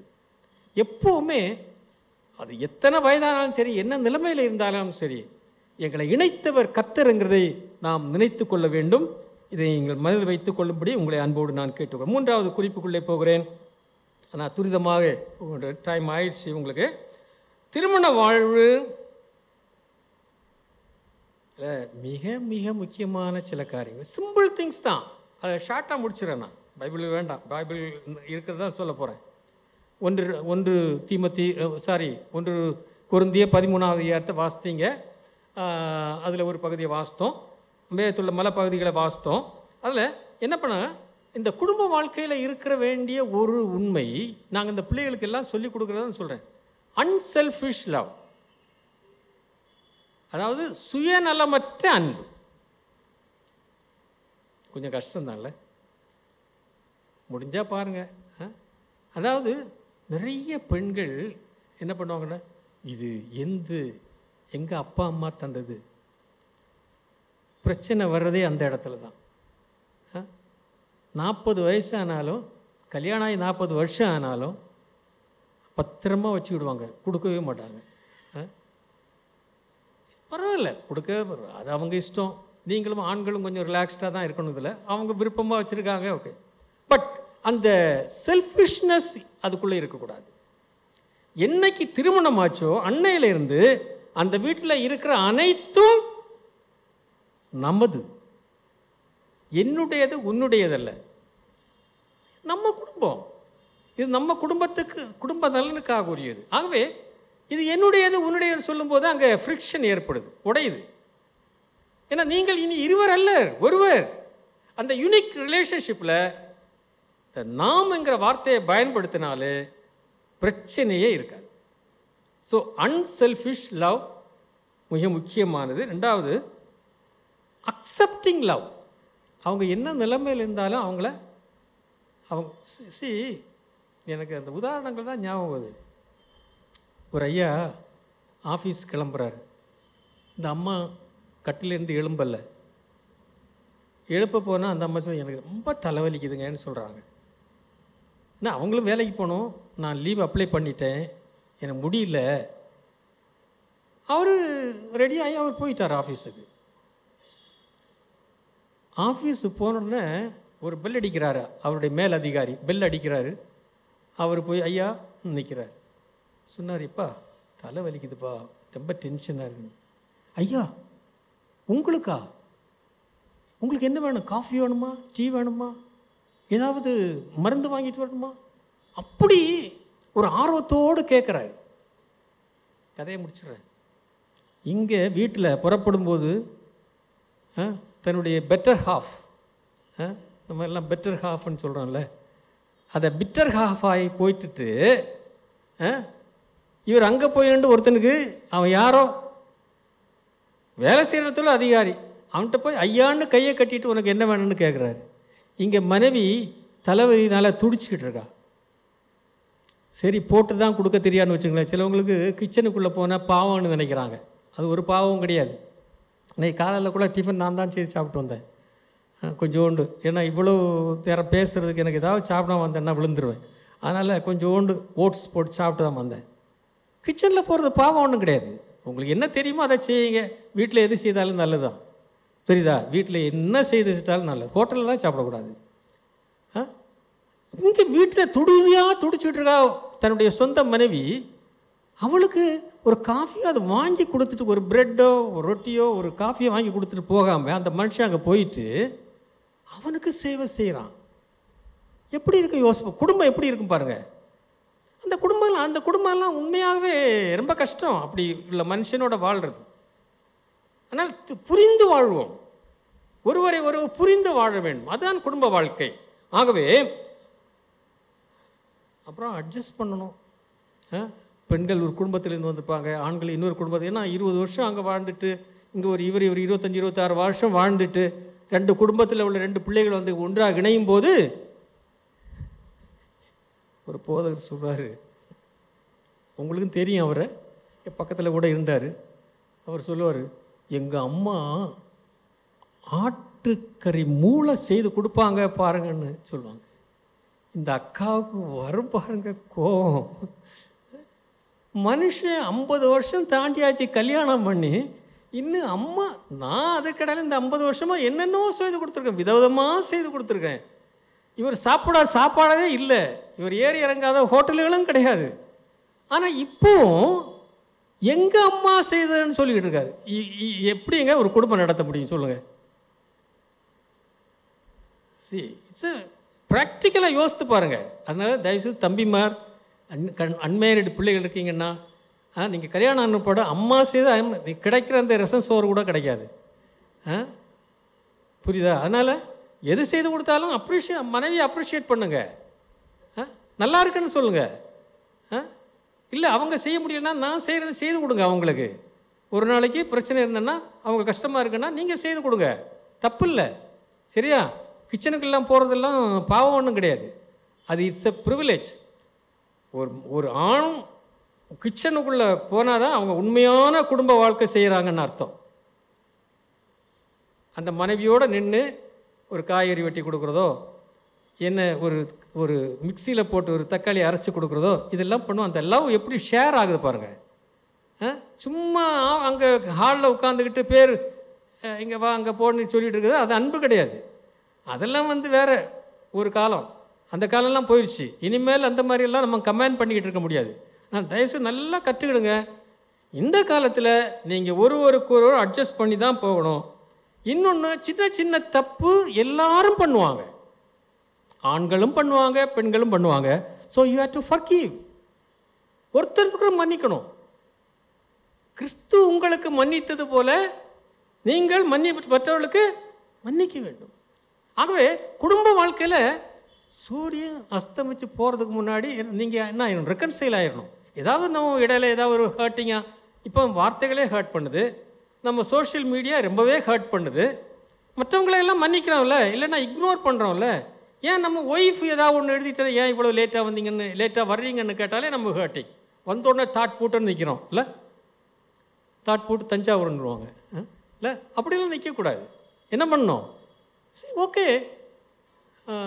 அவளுக்கு ஏதோ நான் வாங்கி கொடுக்க வேண்டியது ரொம்ப டிலே ஆகுது, அதனால கொஞ்சம் கோவத்தில் இருக்கா, அந்த மாதிரி புரிச்சுக்கிட்டு என்ன பண்ணணும்? ஃபர்கிவ் ஒன்று, ஒருத்தருக்கு நம்ம என்ன மன்னிக்கணும். அப்படியே நம்முடைய கோபத்தை நாம் நீக்கிவிட வேண்டும். கொஞ்சம் பேஷண்ட்டாக இருக்கணும். இப்படி எல்லாம் போயிட்டு வந்தீங்கன்னா தான் படிப்படியாக வந்துடும். சில விதத்தில் இப்போ எல்லாம் நாங்கள் எல்லாம் என்ன பண்ணுறோம், டெஃப் இயர் கொடுக்குறது இல்லை, அது கேள்விப்பட்டீங்க அந்த வார்த்தை. கேட்டும் கேட்டக்காக மாதிரி போயிடணும். எல்லாத்துக்கும் லிசன் பண்ணி எல்லாத்துக்கும் பதில் கொடுத்தீங்கன்னா குடும்பம் சண்டை போட்டுக்கிட்டே தான் இருக்கணும் நீங்கள். இது இன்னும் ஐயர் குடும்பத்தில் ஒன்றும் இருக்காதுன்னு நினைக்காதீங்க. ஐயர் குடும்பத்துலேயும் எல்லாம் இருக்கும். உங்கள் குடும்பத்தில் என்ன இருக்கோ எல்லாம் என் குடும்பத்துலேயும் இருக்கும். என் குடும்பத்தில் என்னென்ன இருக்கோ உங்கள் குடும்பத்துலேயும் இருக்கும். இல்லை, நம்ம எல்லாரும் மனுஷர்கள் இல்லையா? ஆகவே எனக்கு அருமையான கர்த்தருடைய பிள்ளைகளே, நீங்களும் நானும் குறை உள்ளவர்கள் தான். ஆனால் அதை நிவர்த்தி செய்வது தான் நல்லது. அப்படி நிவர்த்தி செய்யும்போது நீங்களும் நானும் சந்தோஷமாக வாழ முடியும். ஆகவே குடும்ப வாழ்க்கை கர்த்தர் அளித்த ஒரு பரிசு. குடும்ப வாழ்க்கை எல்லாராலும் கனம் பெற்றது. குடும்ப வாழ்க்கை அன்பென்னும் அஸ்திவாரத்திலே போடப்பட்டிருக்கிறது. அதிலே அநேக தன்மைகள் உண்டு. அந்த தன்மைகளை பெற்றவர்களாக உலக வாழ்க்கையில் நாம் குடும்பமாக சந்தோஷமாக வாழ நீங்கள் உங்கள் பிள்ளைகளையும் பிள்ளைகளின் பிள்ளைகளையும் காண்பாய் என்று சொல்லி ஆண்டவர் சொன்னாரே, அப்படிப்பட்ட ஒரு அற்புதமான வாழ்க்கையை நமக்கு ஆண்டவர் கட்டளையிட்டிருக்கிறார். பெரியவர்களுக்கு, இளம் பிள்ளைகளுக்கு அந்த அந்த அந்த ப்ராமிஸை ஆண்டவர் உங்களுக்கு முடிவு செய்து தருவார். நாம் எல்லாரும் இந்த உலகத்தில் ஒரு சந்தோஷமான குடும்ப வாழ்க்கை வாழ வேண்டும் என்று சொன்னால் கர்த்தர் ஆதாமுக்கு ஏற்ற துணையை தந்தார். கர்த்தர் எனக்கு ஏற்ற துணையை தந்தார். கர்த்தர் உங்களுக்கு ஏற்ற துணையை கொடுத்திருக்கிறார். ஆண்டவர் யாருக்கும் ஃபிக்ஸ் பண்ணக்கூடாத ஒருத்தரை அவரோட ஃபிக்ஸ் பண்ணலை. கர்த்தர் நமக்கு ஏற்ற துணையை தந்திருக்கிறார்ங்கிறதை உறுதியாக நம்பி தொடர்ந்து குடும்ப வாழ்க்கையை சந்தோஷமாக எடுத்து செல்வோம். உங்களையும் உங்கள் பிள்ளைகளையும் வர்த்திக்க பண்ணுவேன்னு சொன்ன ஆண்டவர் அப்படியாக செய்வார். கர்த்தர் சிறியோரையும் பெரியோரையும் ஆசிரியை சொன்னார். அப்படியாக உங்களை ஆசிரியப்பார். உங்கள் குடும்பங்களிலே சந்தோஷமும் சமாதானமும் வழிந்தோடி நீங்கள் நிலைவாழ் வாழ கர்த்தர் உங்களுக்கு உதவி செய்வாராக. ஆமேன். ஜெபம் செய்வோம். ஒரு நிமிஷம் அமைதியாக இருப்போம். ஆண்டவர் நமக்கு தந்த அற்புதமான பரிசுக்காக, குடும்ப வாழ்வென்னும் பரிசுக்காக நன்றி செலுத்துகிறோம். அந்த பரிசை நாம் கனத்தோடு அதை கனம் பண்ணி பேணி வளர்த்து அதில் வருகின்ற பாடுகளெல்லாம் சகித்து சந்தோஷமாக முன்னேறி செல்வோம். அன்பென்னும் அஸ்திவாரத்தின் மேல் தொடர்ந்து நமது குடும்ப வாழ்க்கையை எடுத்து செல்வோம். இரக்கமுள்ள ஆண்டவரே, இணைத்த கர்த்தரை எங்கள் வாழ்நாள் முழுவதும் நினைத்து கொள்ள உம்முடைய அருளை எங்களுக்கு தாரும். நீர் எங்களை பலப்படுத்தும். எங்கள் குடும்ப வாழ்க்கையை பலப்படுத்தும். உம்முடைய அன்பை விட்டு நாங்கள் பிரியாதபடிக்கு எங்களை கரம் பிடித்து நடத்தும். இயேசுவின் நாமத்தில் ஜெபம் நல்ல பிதாவே, ஆமென்.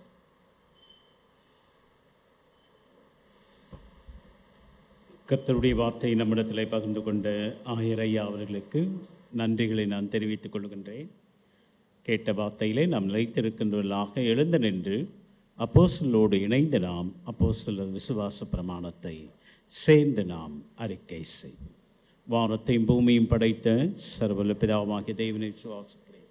அவருடைய குமாரனாகிய நம்முடைய நாதர் இயேசு விசுவாசிக்கிறேன். அவர் பரிசுத்த ஆவியினாலே கன்னிமரியால் உற்பத்தி பிறந்தார். வந்த பிலாத்துவின் காலத்தில் பாடுபட்டு சிலுவையில் அறைந்து அடக்கம் பண்ணப்பட்டு பாதாளத்தில் இறங்கினார். 3ஆம் நாள் மரித்தோர்களை எழுந்தருளினார். பரமளத்திற்கு ஏறி சர்வல பிதாவாகிய தேவன் இந்த வலது வாசல் வீற்றிருக்கிறார். அவிடத்தில் உள்ளோர் மரித்தோரின் நியாயத்துக்கு வருவார். பரிசுத்தாவை சுவாசிக்கிறேன்.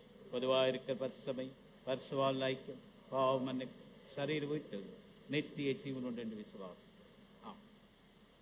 சபையார் அமரவும் திருச்சபைக்கான அறிவிப்புகளை நாம் கேட்போம்.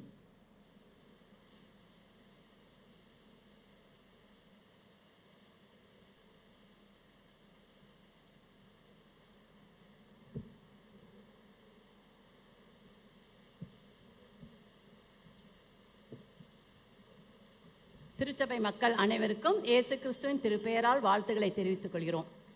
இன்று தேவசேதியையும் குடும்பத்தை பற்றி மிக அழகாகவும் அநேக யோசனைகளையும் அளித்த ரெவரண்ட் மோசஸ் சத்யநாதன் ஐயா அவர்களுக்கு திருச்சபையின் சார்பில் நன்றி தெரிவித்துக் கொள்கிறோம். இன்று ஆல்டருக்கு மலர்கொத்து வழங்கிய குடும்பத்தினருக்கு திருச்சபையின் சார்பில் நன்றி தெரிவித்துக் கொள்கிறோம். இன்று மாலை 6:30 மணிக்கு ஆராதனையில் வாலிப ஐக்கிய சங்கத்தினால் நடத்தப்படும். சபை மக்கள் கலந்து கொள்ளும்படி கேட்டுக்கொள்ளப்படுகிறீர்கள். ஆராதனைக்கு பின் வாலிப ஐக்கிய சங்கத்தின் ஜெப கூடுகை நடைபெறும். 31/7/2024 புதன்கிழமை இரவு 7 மணிக்கு ஆண்கள் ஐக்கிய சங்கத்தினரும், 2/8/2024 வெள்ளிக்கிழமை மாலை 6:30 மணிக்கு பெண்கள் ஐக்கிய சங்கத்தினரும் ஆலயத்தில் கூடி ஜெபிப்பார்கள். 1/8/2024 வியாழக்கிழமை காலை 6:30 மணிக்கு மாதத்தின் முதல் நாள் திருவிருந்து ஆராதனை நடைபெறும். வருகின்ற 4/8/2024 அன்று ஆண்கள் ஐக்கிய சங்கத்தின் ஒரு நாள் சிறப்பு கூடுகை நடைபெறும். வருகின்ற வாரம் ஆராதனைக்கு பின் சிறப்பு பற்றிமன்றம் நடைபெறும். திரு அருள் பிரகாஷ் அவர்கள் தலைமையில் கிறிஸ்துவின் வருகையில் இந்த மண்ணில் நிகழ்ந்தது சமய புரட்சியே அல்லது சமுதாய புரட்சியே என்று 2 தலைப்பில் பேச உள்ளார்கள். மதியம் அனைவருக்கும் மதிய உணவு வழங்கப்படும். 2:30 மணிக்கு ஓசியா புத்தகத்தில் இருந்து வேத வினா தேர்வு நடைபெறும். திரு அறிவு கலைச்செல்வன் அவர்கள் தலைமையில் நடைபெறும். இவ்வேத வினா தேர்வில் அனைவரும் கலந்து கொள்ளலாம். வேதத்தை பார்க்காமல் பதில் அளிக்க வேண்டும். ஆலய உறுப்பினர் படிவம் அநேகர் பூர்த்தி செய்து தந்துள்ளீர்கள். அனைவருக்கும் நன்றி தெரிவித்துக் கொள்கிறோம். பூர்த்தி செய்யாதவர்கள் படிவத்தை வாங்கி பூர்த்தி செய்து தரும்படி அன்புடன் கேட்டுக்கொள்ளப்படுகிறீர்கள். இன்று திடப்படுத்தல் வகுப்பு நடைபெறும். மிஷன் ஃபெஸ்டிவலில் ஏலம் எடுத்தவர்கள் அதற்கான தொகையை தரும்படி அன்புடன் கேட்டுக்கொள்ளப்படுகிறீர்கள். நம்முடைய அருகில் உள்ள சிஎஸ்ஐ கெல்லட் ஹையர் செகண்டரி ஸ்கூலில் படிக்கும் மிகவும் பொருளாதாரத்தில் பின்தங்கிய பிள்ளைகளுக்கு சீருடை தேவைப்படுவதால் நம்முடைய ஆலயத்தின் மூலம் 50 பிள்ளைகளுக்கு கொடுக்குமாறு கேட்டுக்கொள்ளப்படுகிறார்கள். இந்த தேவையை பூர்த்தி செய்ய உங்களை அழைக்கிறோம். ஒரு யூனிஃபார்மின் விலை ரூபாய் 500. கர்த்தரால் ஏவப்பட்டவர்கள் 500 ரூபாயோ 5000 10,000 கொடுத்து உதவும்படி கேட்டுக்கொள்ளப்படுகிறீர்கள். இத்தொகையினை நமது பொருளாளர் அல்லது ஆயரிடம் கொடுக்கும்படி அன்புடன் கேட்டுக்கொள்ளப்படுகிறீர்கள். காணிக்கை விவரம்.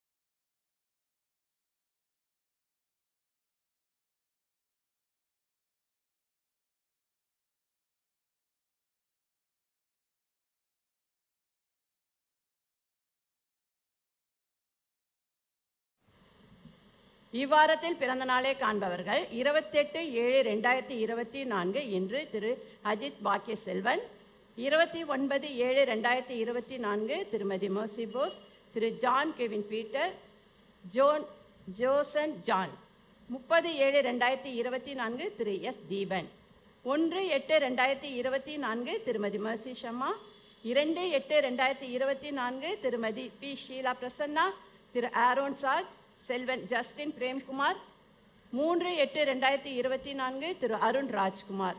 இவ்வாரத்தில் பிறந்தநாள் காணும் இவர்கள் யாவரையும் இயேசு கிறிஸ்துவின் திருப்பெயரால் வாழ்த்துகிறோம். Bye.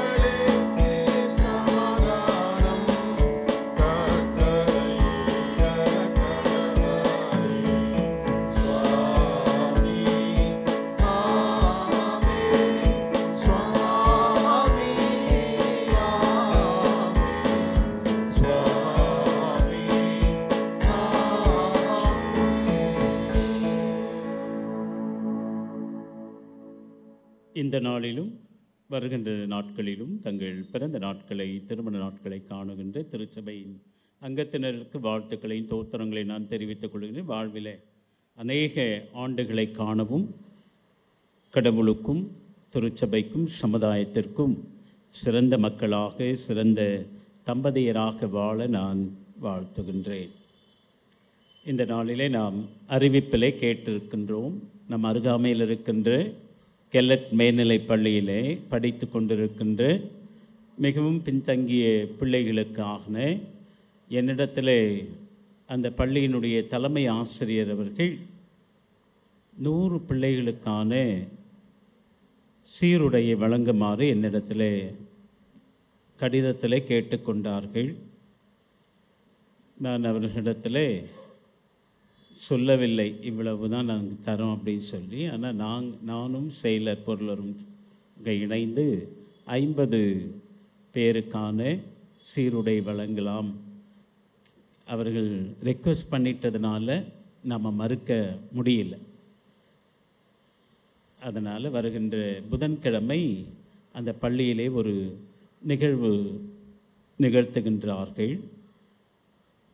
கூடுமான வரைக்கும் அன்றைக்கு நீங்கள் கொடுத்தால் அது நலமாக இருக்கும் என்று சொல்லி கடிதத்திலேயே குறிப்பிட்டிருக்கின்றார்கள். ஆகவே திருச்சபையார் உங்களாலான உதவிகளை, ஒரு ஸ்கூல் யூனிஃபார்மினுடைய விலை 500 ரூபாய் என்று சொல்லியிருக்கின்றார்கள். ஆகவே தங்களால் ஆன உதவிகளை இந்த பிள்ளைகளுக்கு செய்ய இன்னும் 3 நாட்கள் மாத்திரமே இருக்கின்றது. ஆகவே இதற்குள்ளாக உங்களால் ஏவப்பட்டவர்கள் 1, 5, 10 அம்மா அவர்கள் அறிவிப்பிலை சொன்னார்கள்.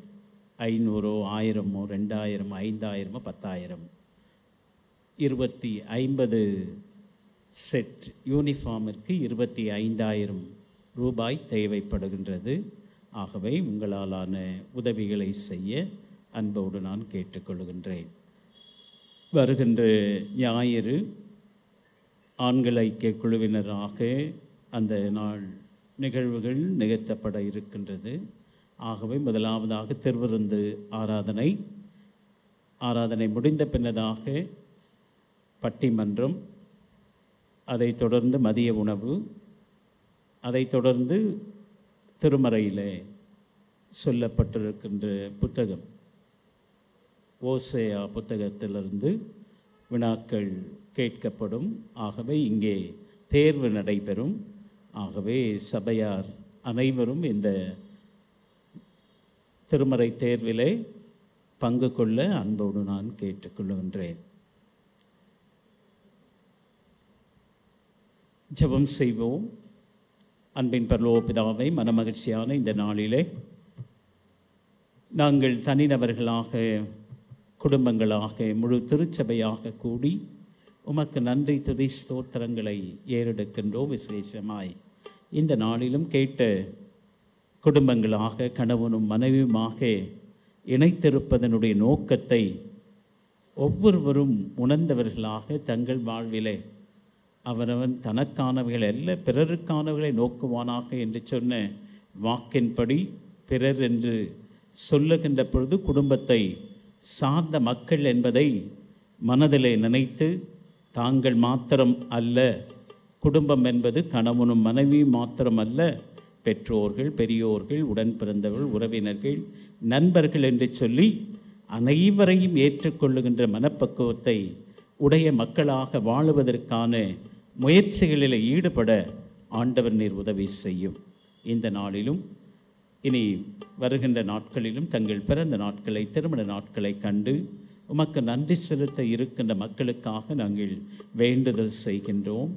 வாழ்விலை அநேக பிறந்த நாட்களை காணவும் ஆண்டவருடைய நாம மகிமைக்கென்றும், ஆண்டவரை குடும்பத்திற்கென்றும், திருச்சபைக்கென்றும், சமுதாயத்திற்கென்றும் சிறந்த மக்களாக வாழ உதவி செய்யும்.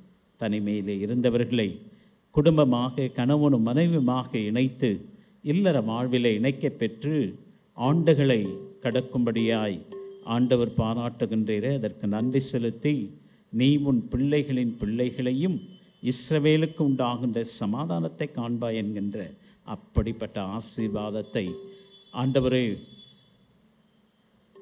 குடும்ப வாழ்வில் இணைக்க பெற்ற மக்களும் ஆண்டுகளை சந்திக்க இருக்கின்ற மக்களையும் நீர் ஆசீர்வதியும்.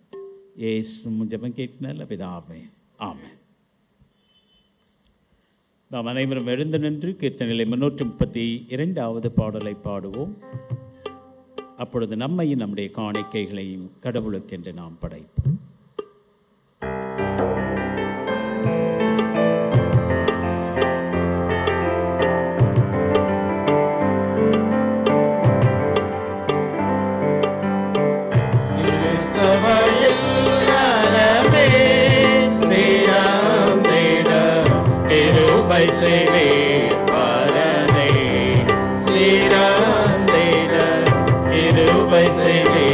பாடவும்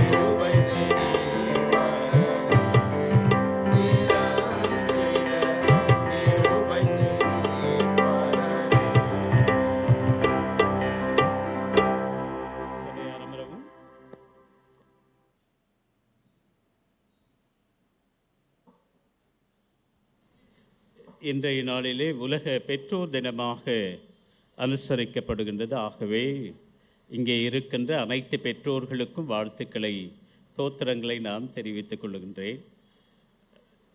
ஜெபம் செய்வோம்.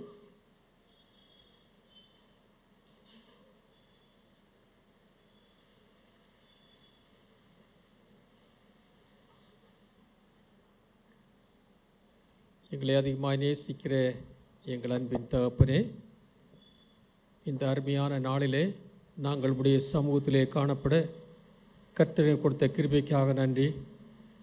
எத்தனையோ பேருக்கு இல்லாத இந்த பாக்கியத்தை நீர் எங்களுக்கு தந்திருக்கிறீர். உள்ளத்தின் ஆழத்தில் நாங்கள் உம்மை துதிக்கிறோம், உம்மை ஸ்தோத்திரிக்கிறோம். விசேஷமாக இன்று பெற்றோர் தினமாக அனுசரிக்கப்படுகிறது. இந்த ஆலயத்துக்குள்ளும் வெளியிலும் ஆண்டவரே அமர்ந்திருக்கின்ற, நின்று கொண்டிருக்கின்ற பெற்றோர்கள் அனைவரையும் உடைய கரங்கள் ஒப்புக் கொடுக்கிறோம். பெற்றோராகிய நாங்கள் அனைவரும் ஆண்டவரே, நீர் எங்களை கனம் பண்ணி வைத்திருக்கிறீர், எங்களுக்கு குடும்பத்தை பரிசாக தந்திருக்கிறீர். நாங்கள் உம்மால் கனம் பெற்றிருக்கிறோம், உம்மால் ஆசீர்வதிக்கப்பட்டிருக்கிறோம் என்கிறதை உணர்ந்து இணைத்த உம்மை நாங்கள் எப்பொழுதும் எங்கள் வாழ்க்கையை நினைத்து கொள்ள எங்களுக்கு அருள் தாரும். இந்த திருச்சபையின் ஒவ்வொரு குடும்பங்களையும் நீர் ஆசீர்வதியும். ஆண்டவரே, இப்பொழுது நாங்கள் உம்மை பாடி புகழ்ந்து உடைய வசனங்களை தியானித்து ஆண்டவரே இப்பொழுது மகிழ்ச்சியோடு எங்கள் இல்லங்களுக்கு கடன் செல்ல இருக்கிறோம். தேவ ஆசீர்வாதம் எங்கள் அனைவரோடு கூட இருக்கட்டும். தேவ சமாதானம் எங்களோடு தங்கி இருக்கும்படியாவத்தில் மன்றாடுகிறோம். விசேஷமாக இந்த இடத்திலே உடைய திருப்பணியை பொறுப்பேற்று உடைய ஊழியத்தை மிக சிறப்பாக செய்து கொண்டிருக்கிற அருமையான எங்கள் போதகருக்காக போதரமாவர்களுக்காக ஸ்தோத்திரம். உடைய பிள்ளைகள் உடைய ஊழியம் இந்த இடத்திலே வளரவும் ஆண்டவரே, அவர்களால் இந்த திருச்சபை ஆசீர்வதிக்கப்படவும் ஆண்டவரே ஒரு மன நிறைவான ஊழியத்தை செய்து ஆண்டவரே இந்த திருச்சபையை உள்ளார ஆசீர்வதித்து இந்த திருச்சபையின் வளர்ச்சியிலே அவர்கள் பங்கு கொண்டு வருவதற்காக ஸ்தோத்திரம். தொடர்ந்து அவர்களை பலப்படுத்தும் ஜீவன் சுகலத்தை ஆறும் அவ்விதமாக திருச்சபையின் ஒவ்வொரு குடும்பத்துக்கும் வேண்டிய ஆசீர்வாதங்களை கொடுத்துள்ளோம். நேரத்தில் என்னென்ன வேண்டுதலோடு இங்கு வந்திருக்கிறார்களோ அவருடைய வேண்டுதலை கேட்டு உடைய பிள்ளைகளை பலப்படுத்தி ஆண்டவரே அவருடைய தேவைகளை சந்தித்து நீர் அனுப்பும் படிக்கின்ற பிள்ளைகளுக்கு வேண்டிய ஞானத்தையும் புத்தியும் நல்ல ஞாபக சக்தியும் நல்ல கல்வி அறிவையும் தந்து பிள்ளைகளை ஆசீர்வதியும். குறிப்பாக ஆண்டவரே திடப்படுத்தல் ஆயத்த பிள்ளைகளை ஆசீர்வதியும். ஒவ்வொரு பிள்ளைகளும் திடப்படுத்தல் எடுப்பதற்கு முன்னதாகவே உம்மை சொந்த இரட்சகராக பாவமன்னிப்பு நிச்சயத்தை பெற்று ரட்சிப்பின் மகிழ்ச்சியை பெற்று நித்திய வாழ்வின் நம்பிக்கையோடு இந்த இடத்திலே வந்து முழங்கால் படியிட்டு உம்முடைய ஆவியானவரின் அபிஷேகத்தை பெற்று கொள்ளத்தக்கதாக அந்த பிள்ளைகளை ஆயத்தப்படுத்தும். அதற்காக பெற்றோரும் அவர்களை உற்சாகப்படுத்தி அனுப்பவும் ஆண்டவரே அவர்களுக்கு கொடுக்கிற குறிப்புகளை ஞாபகப்படுத்தி கொள்ளவும் வேத பாடங்களை வாசித்து சொந்தமாக்கி கொள்ளவும் அவர்களுக்கு வேண்டிய கிருபையை தாரும். இரக்கமுள்ள தகப்பனே, இந்த திருச்சபையின் செயலாளர், பொருளாளர், கமிட்டி அங்கத்தினர்கள், திருச்சபையின் ஒவ்வொரு குடும்பங்களையும் ஆசீர்வதியும் சுவாமி. ஒவ்வொரு குடும்பத்தின் தேவைகளை சந்தியும். உடைய பிள்ளைகளுடைய கையின் பிரயாசங்களை ஆசீர்வதியும் ராஜா.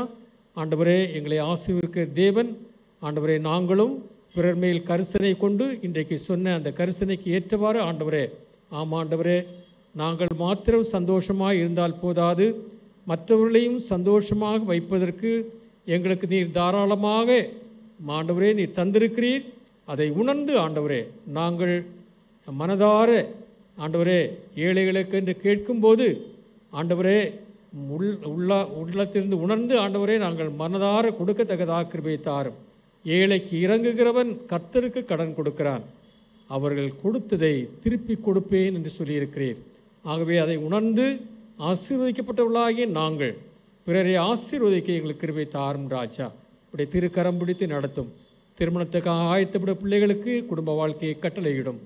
ஆண்டவரே, வேலை இல்லாமல் இருக்க பிள்ளைகளுக்கு வேலை வாய்ப்புகளை தாரும். எங்கள் தேசத்திலே சமாதானத்தை தாரும் ராஜா. ஆண்டவரே, தமிழகத்திலே உடைய பிரசன்னம் இருந்து ஆளும் மக்களுக்கு வேண்டிய கிருபையை தந்து வழி நடத்தும். நாங்கள் வாழுகின்ற வீதிகளிலே வாழுகின்ற பகுதியிலே சமாதானத்தை தாரும். அப்படி என்றால் நாங்களும் சமாதானமாக வாழ்ந்து மகிழ்ந்து களி கூற முடியும். அப்படிப்பட்ட கிருபையை தொடர்ந்து எங்களுக்கு தாரும். இம்மட்டு நடத்தின கர்த்தர் தொடர்ந்து வழிநடத்தும், ஆசீர்வதியும் காத்துக்கொள்ளும். இயேசுவின் நாமத்தில் நல்ல பிதாவே, ஆமேன். அனைவரும் சேர்ந்து சொல்லுவோம். பரம்பரைக்கு ஸ்தோத்திரி. என் முழு உள்ளமே பரிசுநாமத்தை ஸ்தோத்திரி. என் ஆத்மாவே கர்த்தரை ஸ்தோத்திரி. கர்த்தர் செய்த சகல உபகாரங்கள் மறவாதே. ஆமேன். கர்த்தருடைய இரக்கமுள்ள கிருபைக்கும் பராமரிப்புக்கும் நம்மை அர்ப்பணிக்கிறோம். பிதா, குமாரன், பரிசுத்த ஆவியுமாகிய சர்வ வல்லமை புரிந்த தேவனுடைய ஆசீர்வாதம் நம் அனைவரோடும் இன்றும் என்றும் சதா காலங்கள் நிலைத்திருப்பதாக.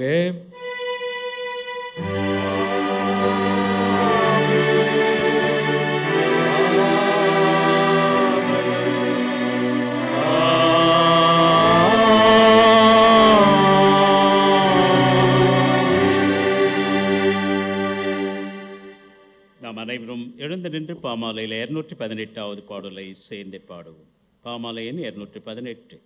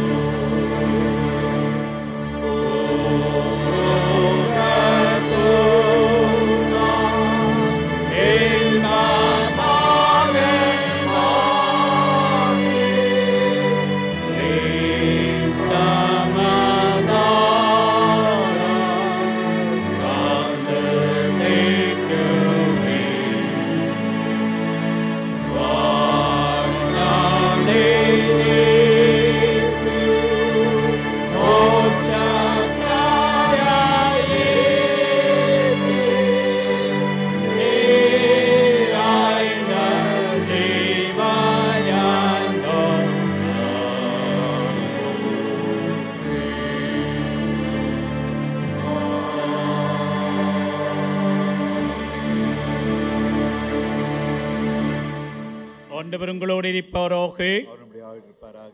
சமாதானத்தோடு புறப்பட்டு செல்லுவோம். தோத்திரம், எல்லாருக்கும் தோத்திரம். ஒரு அறிவிப்பு: திடப்படுத்தல் பெறுகின்ற பிள்ளைகள் மாலை 4 மணிக்கு சரியாக வகுப்புகள் நடைபெறும். வராத பிள்ளைகள் பெற்றோருக்கு நான் இன்றைக்கே சொல்லிடுறேன், உங்கள் பிள்ளைகளை ஒழுங்காக திடப்படுத்தல் வகுப்புக்கு பேரை கொடுத்துட்டாங்க. 32 பேர். எத்தனை பிள்ளைங்க வந்திருக்காங்க நீங்களே பாருங்கள். இடையில என் பிள்ளைக்கு இது அதுன்னெல்லாம் ஒரு 2-3 பேர் என்கிட்ட எக்ஸ்கியூஸ் கேட்டிருக்காங்க. ட்ரைனிங்கில் இருக்காங்க, காலேஜில் வெளியில் படிக்கிறாங்க, அவங்கள பற்றியெல்லாம் இல்லை. இங்கே இருக்கின்ற பிள்ளைகள், பெற்றோர் உங்கள் பிள்ளைகளை ஒழுங்காக வகுப்புக்கு அனுப்பினால்தான் நான் அவர்களை திடப்படுத்தப்படுவேன். பேரை கொடுத்துட்டோம், நான் அவங்களுக்காக சிரத்தை எடுக்கிறோம்.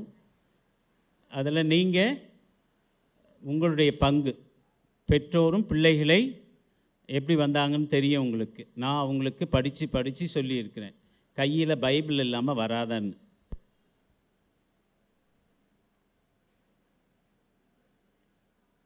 நோட்டு புக்கு இல்லாமல் வராத, பென் இல்லாமல் வராத, உனக்கு கொடுத்த